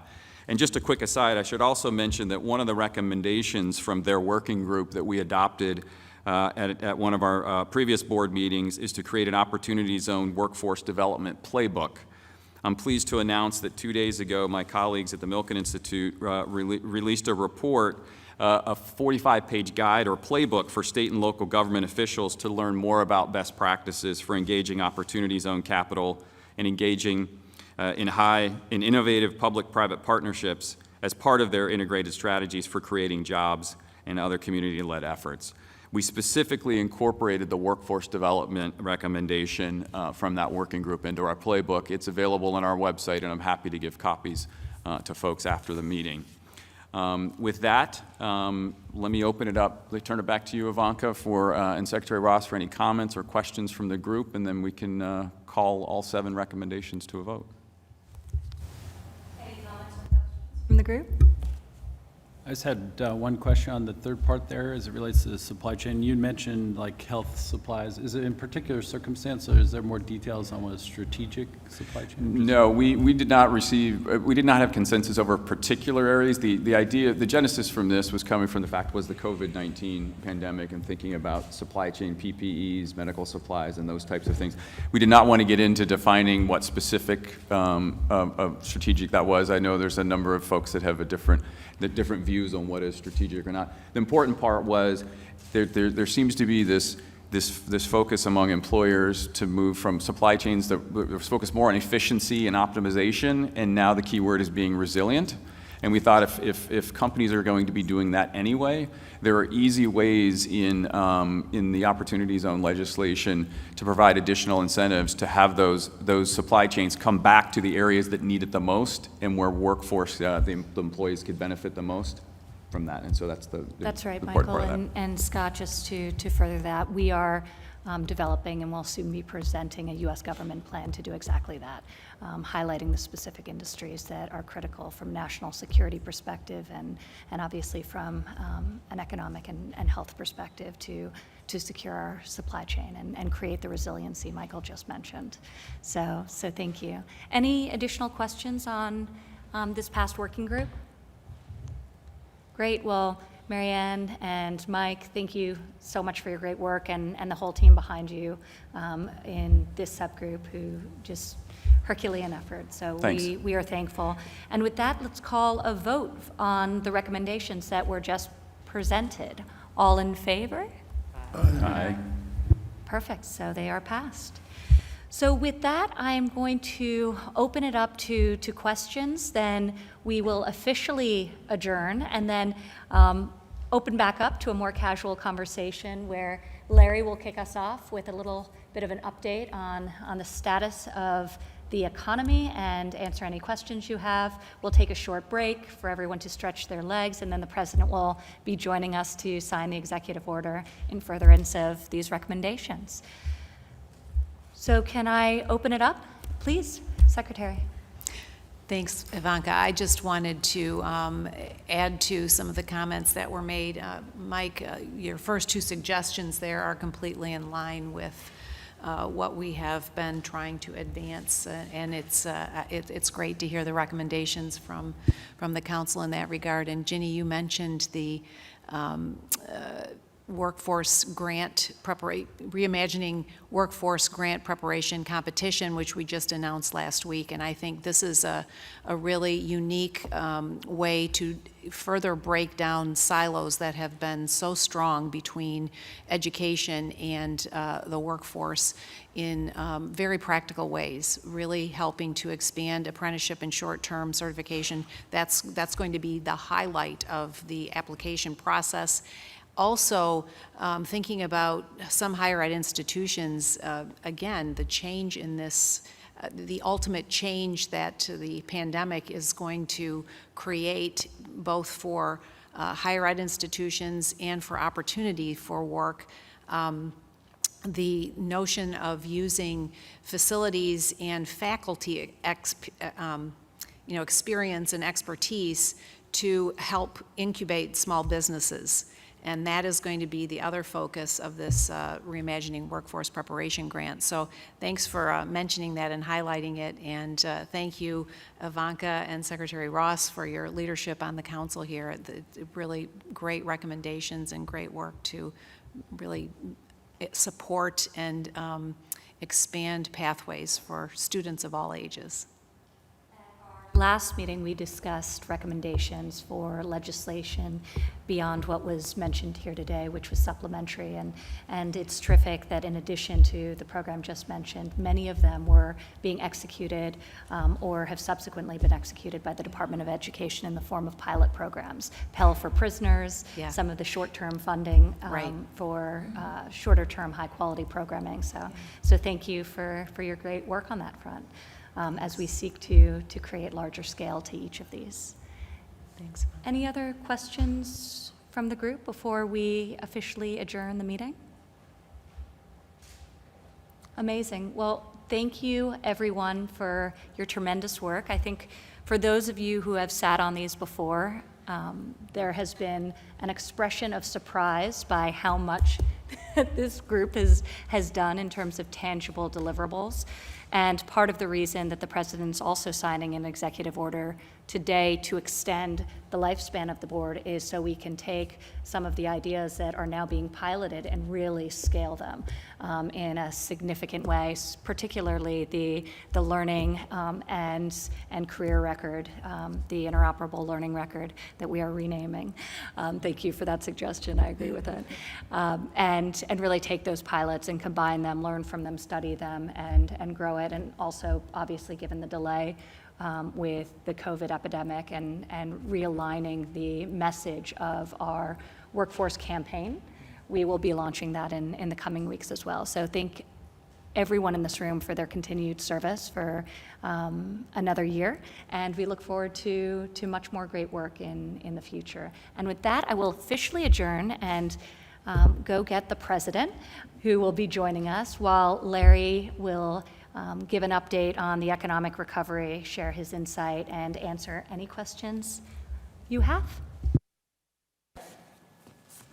Take it away. My hint? Good. Okay, thanks. Hi, everybody. Thank you, Ivanka. Appreciate it. Thanks to everybody here, my colleagues and those from the private sector. So, a few thoughts. If you hadn't heard, we are rather more in the V-shaped recovery argument. There's a lot of iterations of that. I've heard about V's, L's, U's. I was speaking to a group, I don't even remember, some big think tank, and General David Petraeus asked me, what about a square root? And I had to really think about that. And then I figured it out, right, got it. No, we're going to be in the V-shaped recovery, the V-shaped camp. Some days, some years we go to summer camp. This year we go to the V-shaped recovery camp. And actually, it's working pretty well in the early goings. Let's assume we started to grow again in April, maybe late April or May, call it May. And now we're through June. And really almost every indicator is showing a V. Whether that continues remains to be seen. I'm only as good as the numbers, but the fundamentals seem okay. I mean, I go down a laundry list of government and/or private sector surveys. Restaurants rising rapidly from a low base, to be sure, but they are rising. Home builders sharply. Home building demand is very high, and we've had some great reports on the housing sector in general. On the other hand, trucking surveys are rising rapidly. Durable goods had a gangbuster report, I think it was yesterday or the day before. A new hot indicator is the Apple Mobility Index, which gives you a read on traveling, particularly auto traveling. And that index has gone up so much it's almost to pre-pandemic levels. And as the economy opens or reopens up, people are cooped up now, they're getting around. Gasoline demand is high. We've actually had an increase in energy prices. Not too hot, not too cold, so they're probably in a good zone. Maybe another buck or two, you can make some money in the energy business again. Initial claims, very important weekly claims for new applications and continuing claims for the unemployment insurance payouts. The initial claims, the applications are up 12 straight weeks. I saw some financial places saying, well, they should have gone down more, but I don't know. They're down substantially. 12 weeks is a good number. The other thing that's very interesting to me on the continuing claims, which means those that are actually receiving unemployment insurance payments, those had dropped from 24.9 million to 19.5 million, so 5.4 million drop. Now, these are very, very high levels. I get that. But we're coming from a rough place and what I call the pandemic contraction. You know, just as an aside, this is not a macroeconomic event so much as it is a natural disaster that wound up squashing the economy. That's an important distinction. When I see references to prior cycles of recessions or worse, I say to myself, this person's really missing the key point. And it's sort of like a bad hurricane or a terrific, terrible snowstorm. You know, when it hits, it's very bad. And don't get me wrong, there's enormous heartbreak and hardship in these numbers, and we're not near full recovery yet. But having noted that, natural disasters pass, and then you resume your activity. Now, there'll be some patchwork necessary, but the fundamental structures, the fundamental architecture of the economy, which was very strong in the past 3 years and 2 months before the pandemic, is there. And hopefully with policy actions that are pro-growth and providing incentives, you know, we will build upon that. So I think these claims numbers, you know, we had a huge jump in retail sales. Today's income report showed a gigantic jump in overall consumer spending. It was up 8% for the month. I believe it's the biggest one in history. Bill Beach could correct me if I'm wrong. 18% rise in retail sales, I thought was the biggest one in history, or very near to it. 3 million jobs increase in May. So it's a good story so far. You know, this may be a triumph of hope over expectations. I get that, but you know, deep prayer and meditation plays a large role in my econometric modeling. And I am the quintessential optimist. It's in my DNA. I'm a terrible bear, and I'm a much better bull. But what I see from the numbers, and we got all these big shots here who have gigantic departments cranking out numbers, my friend Scalia, my friend Wilbur, and others, and Mr. Beach, who runs the BLS, you know, that's what they're showing. If the changes, will change. But so far, so good, and it's very, very important to us. I will reference the CBO, the Congressional Budget Office, not always friendly to free market supply side administrations, but they're showing similar numbers, basically a 20% growth rate in the second half of the year. One of Wall Street's leading economists, Ed Hyman, who has millions of followers, he's looking at 20% in Q3, 20% in Q4. I'll buy into those numbers. That's what our own models show from the Council of Economic Advisors and the NEC. So if I get 2020, the second quarter is going to be terrible contraction, the pandemic contraction, absolutely. Pick a number, any number of decline, and you'll be close. But coming back from that low level, 20%, 20%, and if we got 5% in Q1 2021, that arithmetic works out, we will have gotten back to the level of GDP at the peak in 2019.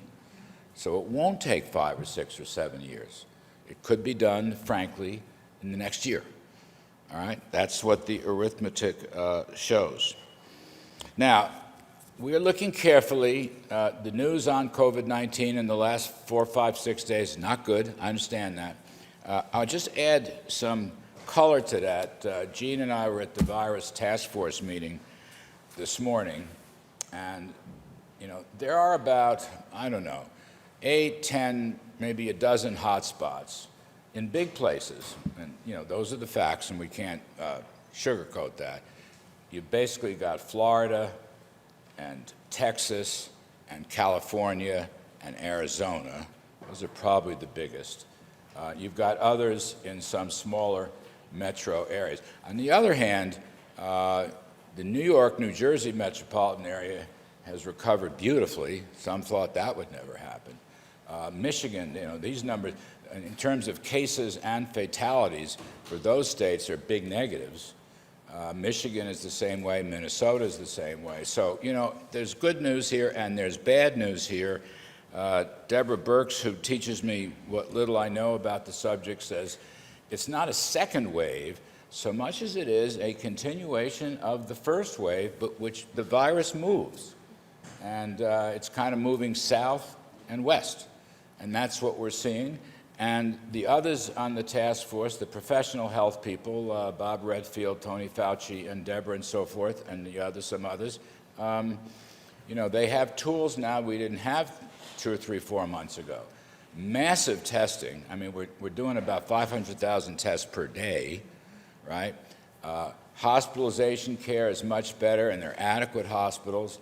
The equipment, the PPE equipment and so forth is in much, much better shape, both in terms of the inventory stock as well as the applications. The diagnostics are better than they were.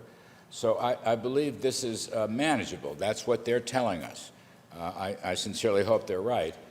I would just say one of the conclusions from the meeting this morning is the necessity to remind people at the federal level and the state level and the mayors and the county level to maintain good practices.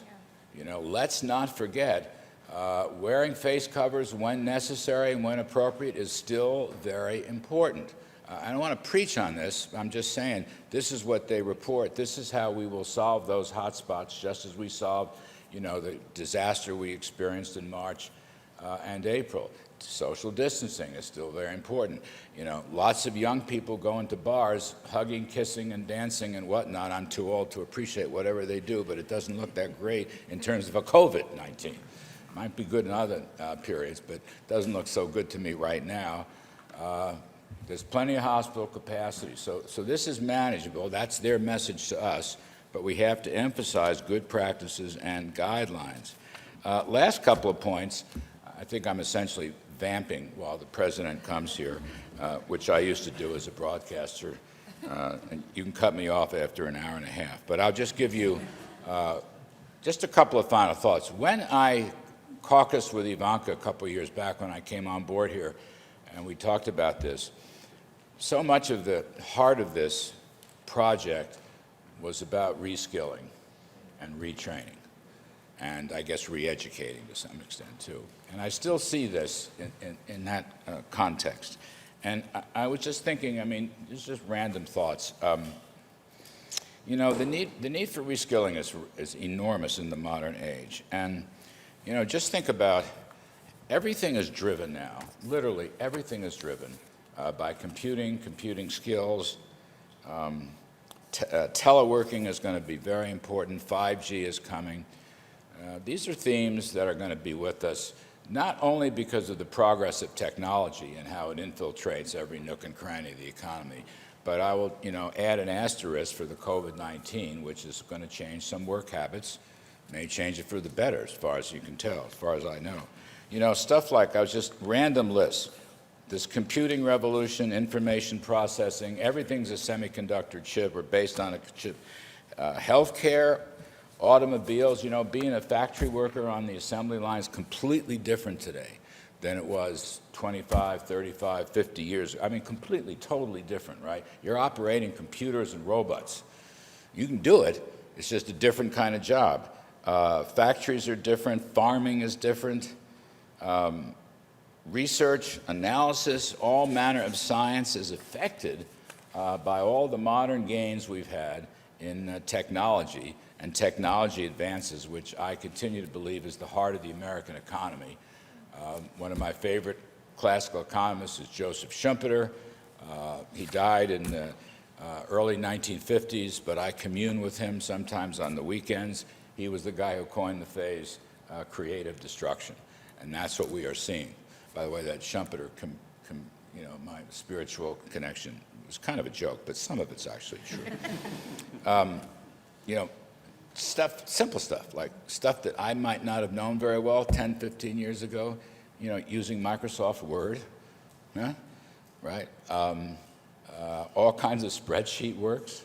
You know, now, these are skills you can learn. Even old guys like me can learn them.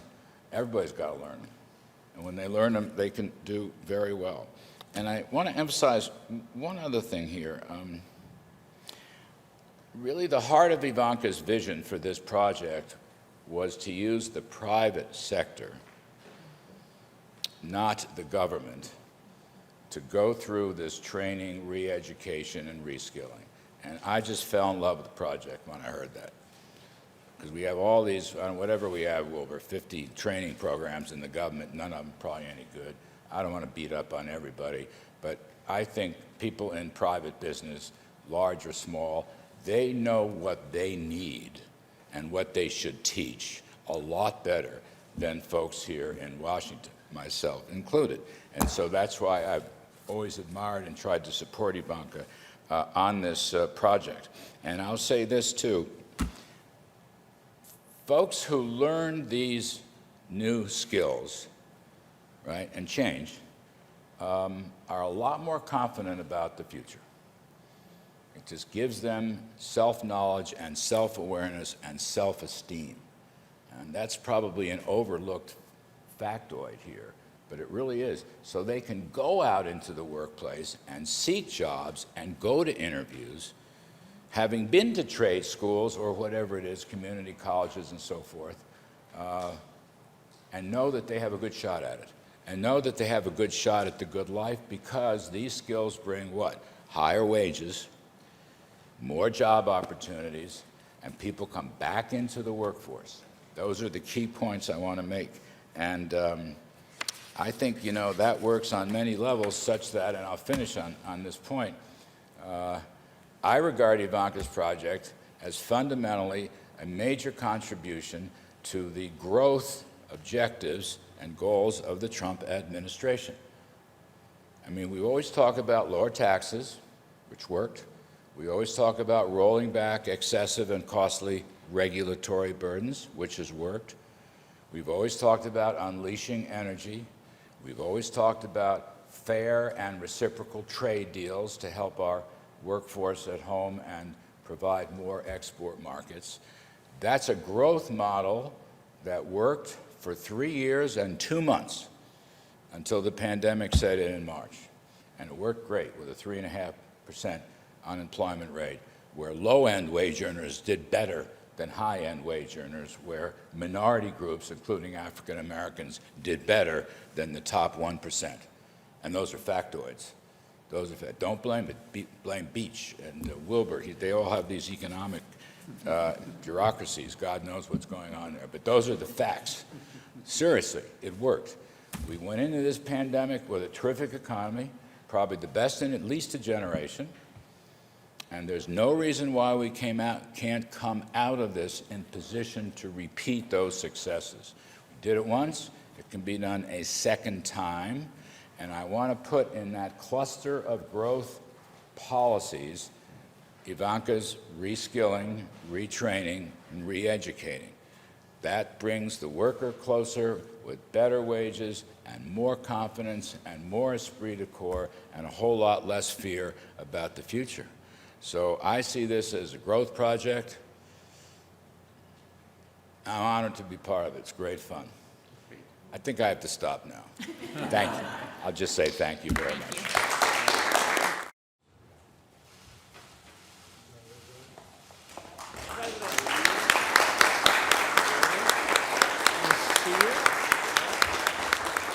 Thank you very much.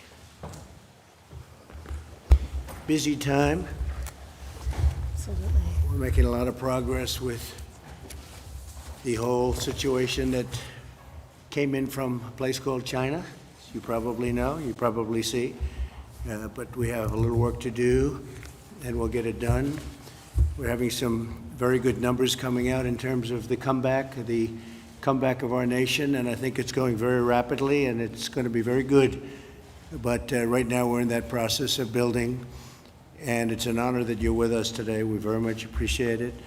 I'm delighted to welcome members of the Workforce Policy Advisory Board, and I want to thank Ivanka. She works very hard on this board. She works very hard to get jobs, and it's made in the USA and jobs in the USA. I saw a group of your people yesterday having to do with ships. You're involved in that partnership, and it's fantastic what they're doing in Wisconsin. It was really a great day. The Secretary of Treasury is with us, and he's worked very hard, and I think he's got some very good things to say and some pretty big news. And Commerce Secretary Wilbur Ross, Secretary of Labor Gene Scalia, Secretary of Education Betsy DeVos, and Small Business Administrator who's definitely kept busy, Jovita. Where's Jovita? Jovita, good. Jovita Carranza. Thanks also to Iowa Governor Kim Reynolds, who's done terrifically. Kim, hi Kim. Nice to see you. Thank you very much. And Eric Holcomb, Governor of Indiana. And we always recognize Eric because he's, how tall are you, Eric? He's a pretty tall guy, right? But we have one that's a little taller. You know where that is? Alaska. You know that, right? You're doing a great job. We appreciate it. As well as the CEOs who have signed our pledge to American workers, Marilyn Houston, thank you very much, of Lockheed Martin, Sebastian Thurn of Udacity, and Ginny Rometty of IBM. I want to thank you all. You've been really here from the beginning, very much from the beginning, and we appreciate it very much. Together we built the greatest economy in history, and literally in the history of the world, greatest we've ever had, the greatest the world has ever seen. And now we have to bring it back because we had to close in order to save millions of lives. We added 2.5 million jobs last month, which was incredible, the largest monthly increase in history, and more than double the previous record. So we're bringing it back. We had the greatest ever, and we had to close it, and now we bring it back, and we start off with 2.5 million jobs in 1 month. I would say that's pretty good, Marilyn, right? That's the highest ever done. And then likewise, retail sales surged by nearly 18% last month. That was the biggest jump ever recorded. So that's great. The stock market has seen, you go back a week, 1 week, it saw the best 50 days in its history, best 50-day increase in the history of the stock markets. Our pledge to America's workers has secured commitments to over 16 million job and training opportunities from employers nationwide, and some of the employers are with us, and they've been fantastic. I want to thank the American people for doing such an incredible job. They understand what's happening, and they see how fast we're turning it around. I want to just state that this is Americans of all backgrounds that we're talking about. To have the chance, we want to get them the chance to learn and to build a successful career. We want to train Americans, and we want to hire Americans. So we're training American and we're hiring American. Before the pledge, and this is a very big factor, I mean, we have a problem that has about 22 different names, but I'll just call it the plague. But before the plague struck, We had the lowest African American and Hispanic American, Asian American unemployment ever. We had the most jobs we've ever had, almost 160 million jobs. We've never been in a position like that. Women were thriving, best numbers ever. And since my election, more than half of those jobs, more than half, first time that's ever happened, went to women. But now we want to get that all back. The African American group got hit very hard. The Hispanic American group got hit very hard. Essentially all groups got hit hard, but now it's all coming back. To further expand opportunity, I'm taking a bold action to reform the federal workforce. Today, I'll sign an executive order that directs the federal government to replace outdated and really outdated, it's called degree-based hiring with skill-based hiring. So we want it based on skill. The federal government will no longer be narrowly focused on where you went to school, but the skills and the talents that you bring to the job. We want that skill to be there. We want it based on merit. We've looked at merit for a long time, and we've been able to get that done. And today's signing is a very, very important one. I think maybe before I sign, I'll ask Ivanka to say a few words, and then we'll go around a little bit. We'll pick a few people, and then we'll sign, and we go back to work. Thank you very much. Ivanka. Thank you, Mr. President, and it's an honor to have you here. We just convened our 6th meeting of our Workforce Advisory Board, and we got an update on the team's response to your bold call to action. First, we're going to be launching, and Ginny Rometty, in partnership with Tim Cook, spearheaded this group, a massive advertising campaign that directs those that need to reskill, learn a new trade, to secure a job, to the resources to enable them to do that. So we're very excited about the launch of this private sector-led and driven campaign to match Americans with the training they need and ultimately the job vacancies that exist. The advisory board is also creating a series of pilot programs, and Scott Pulsifer and Doug McMillan have been running these groups where we really think about how we create the resumes of the future and allow people to find job vacancies based on skill, and for employers to connect with those unemployed workers, again, based on skill. So creating a lot more efficiency to that process. You are once again leading by example here today with this EO signing. As the nation's largest employer, we are always seeking to recruit and retain the best and the brightest to serve the American people. Last December, you fought for and secured paid leave for every federal worker. This was a first, creating a workplace that reflects our American values of both work and family, and helping us retain our amazing talent. It's also why you fought so hard this spring when COVID struck to secure paid sick leave for Americans employed by small businesses and additional funding for childcare providers, helping millions and millions of Americans remain employed and providing relief to small businesses across the country. This is going to ensure a faster and stronger recovery. Today, we're taking that next step, as you mentioned, and signing an executive order that directs federal agencies to hire based on skills and knowledge, not just outdated degree requirements. This will allow us to better recognize the talents and competencies of all Americans we hire. You built once the most inclusive economy in this country's history, and you'll build it again. Through our Pledge to America's Workers, the private sector has committed to investing in the training and education of over 16 million American students and workers. And this continues despite the vast change that the plague ushered in. Companies like Udacity, Sebastian Thrun joins us today, have been leading the way. And they've been using their pledge commitment and fulfilling it by providing free tech training to American workers laid off as a result of COVID.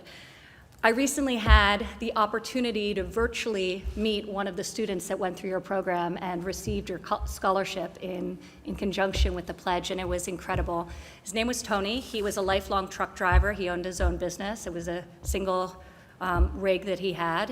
Through a series of setbacks, the company ended up going under.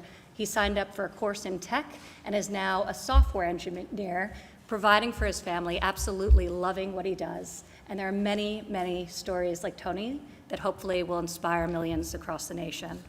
Marilyn Hewson, also an early pledge signer of Lockheed Martin, committed to hiring during the pandemic, using virtual technology and other techniques to ensure recruitment processes move forward.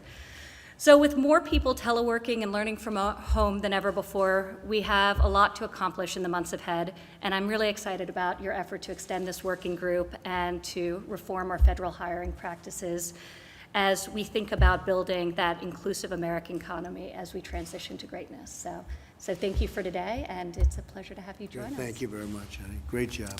Really has been. It's been a labor of love, and Ivanka loves helping people.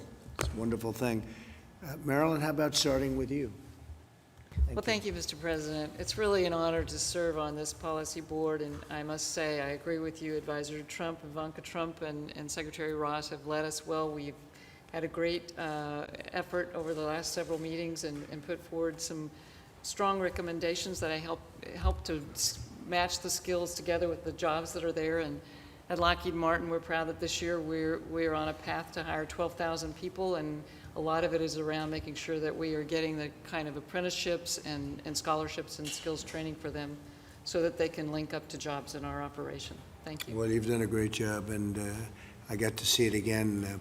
I mentioned it was so impressive what I saw, the whole group yesterday. It was really great to be there, and I didn't know you had a big chunk of that one, but you've done very well with it, so we appreciate it. Please, Sebastian, please.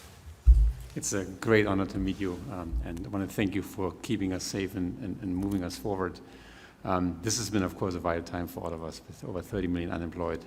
It's our chance to really redefine how education looks like and move into a world where people learn lifelong, have lifelong access, and can really unfold their livelihoods.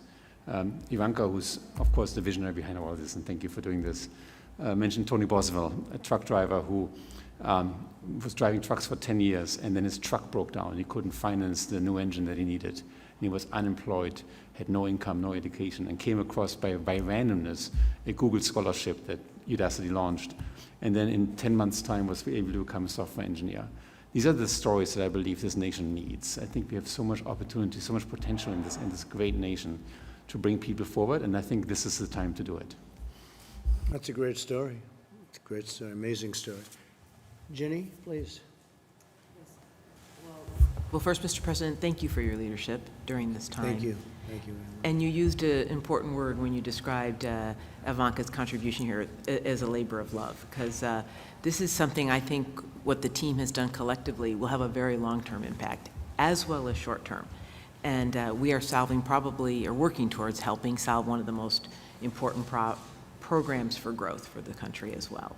So to help anyone from any socioeconomic background. So I really, my hat is off and a thanks to Secretary Ross and to Ivanka for having led us through this. And I think what we've put on the table is substantive change. And I know it is change to a company like mine. So as you signed Skills First, we've adopted that, and 15% of our hires last year were people from non-traditional backgrounds. And so it's really what this is all about, I think, and giving everyone a bright future in the digital era. So thank you for that. Thank you very much.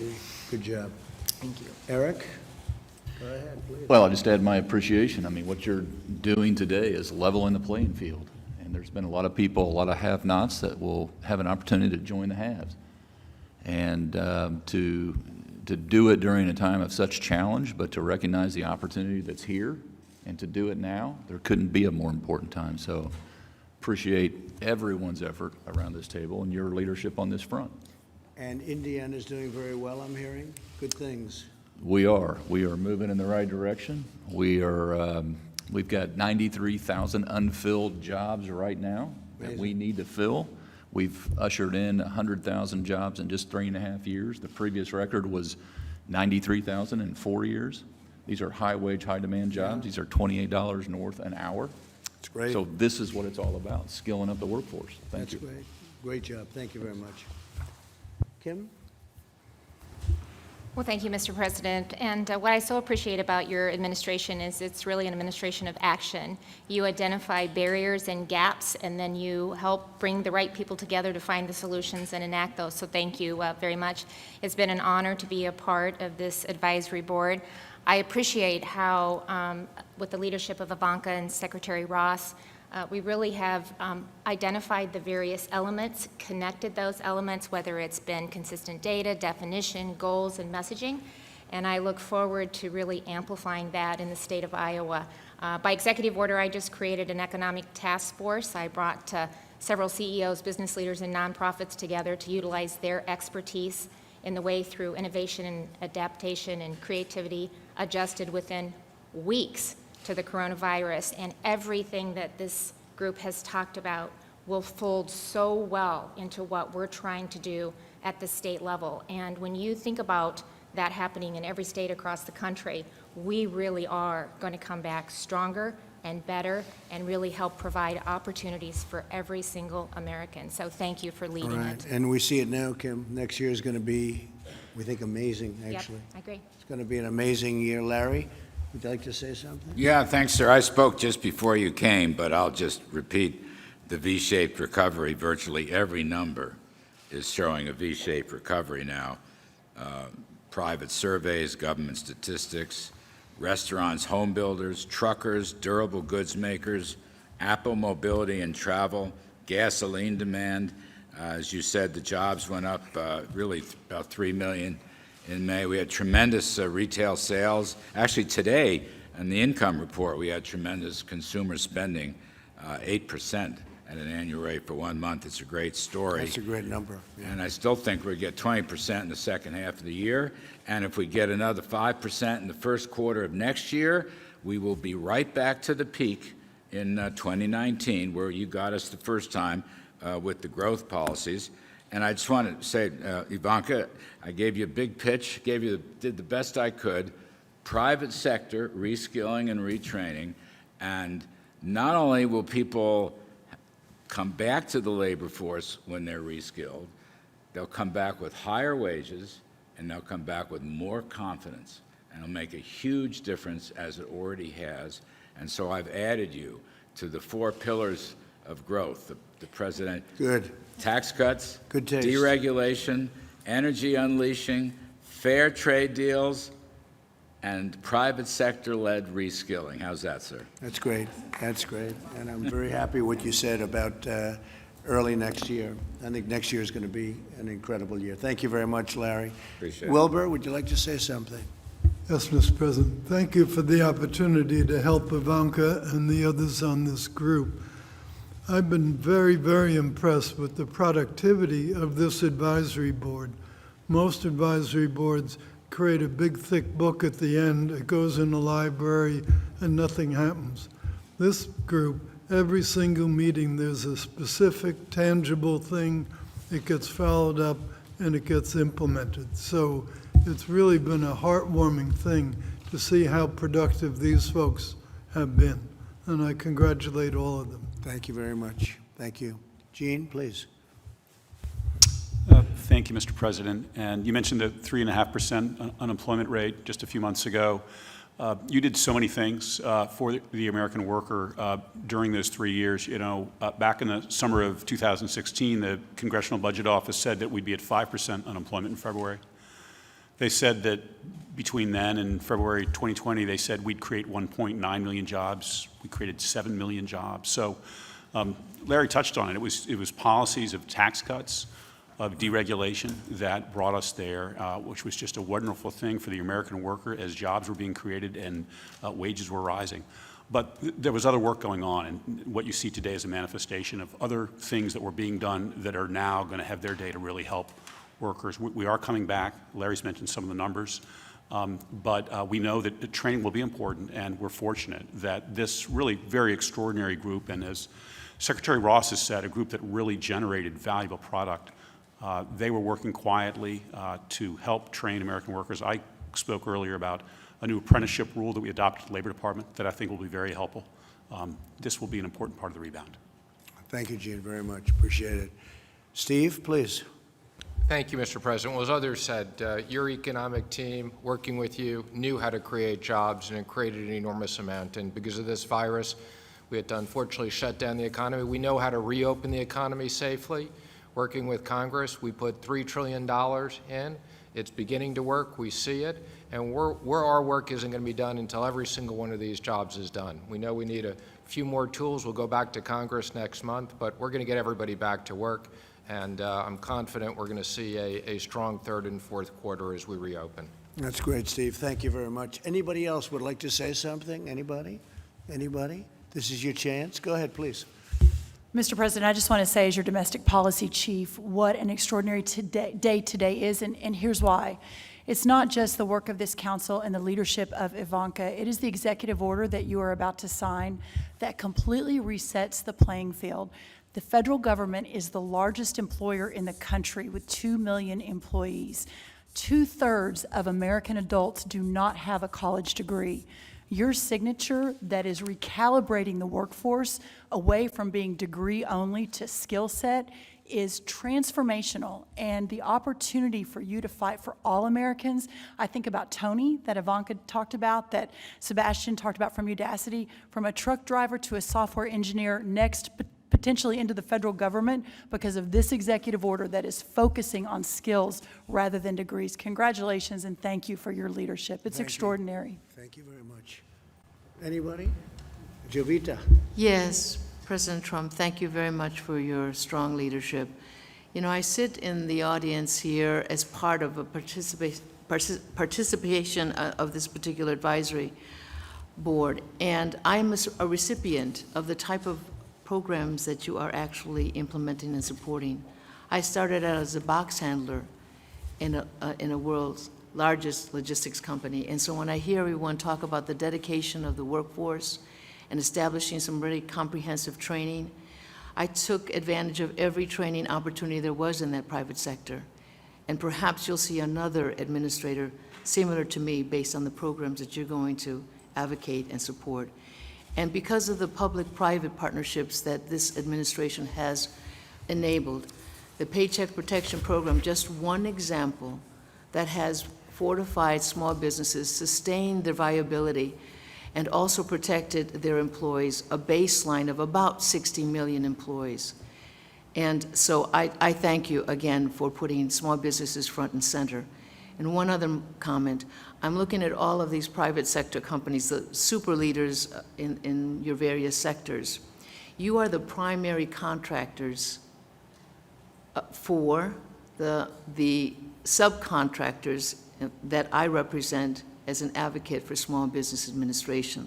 So once you reinstate your viability, the small business sector will then follow soon after. So thank you again, President. Thank you very much, Jovita. Thank you very much. Mr. President, Please. I just appreciate your unrelenting focus on creating opportunity for all Americans, and that begins with opportunities in education, and I so appreciate your leadership there. And it's been a privilege to be part of this. Ivanka and Secretary Ross, thank you for your work here.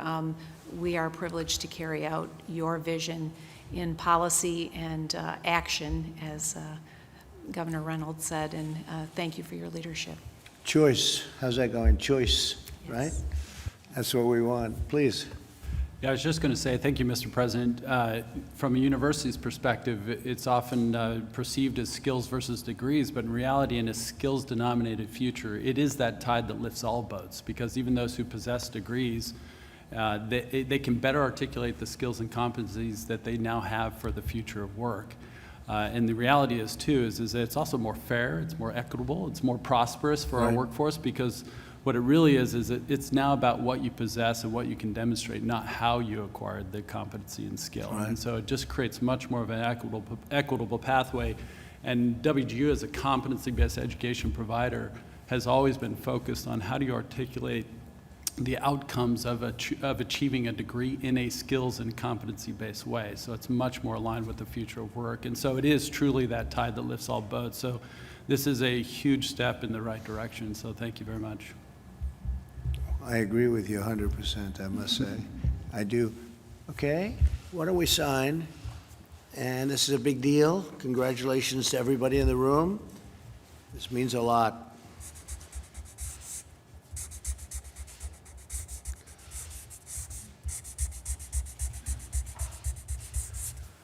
Okay, we'll do that for Maryland. we'll take this.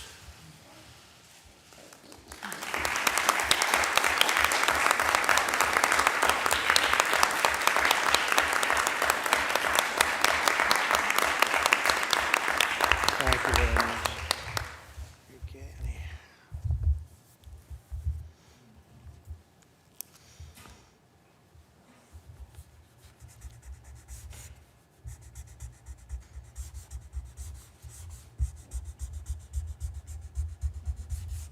Okay, that's very good. We have pens for everybody. There, honey. All right, phase two.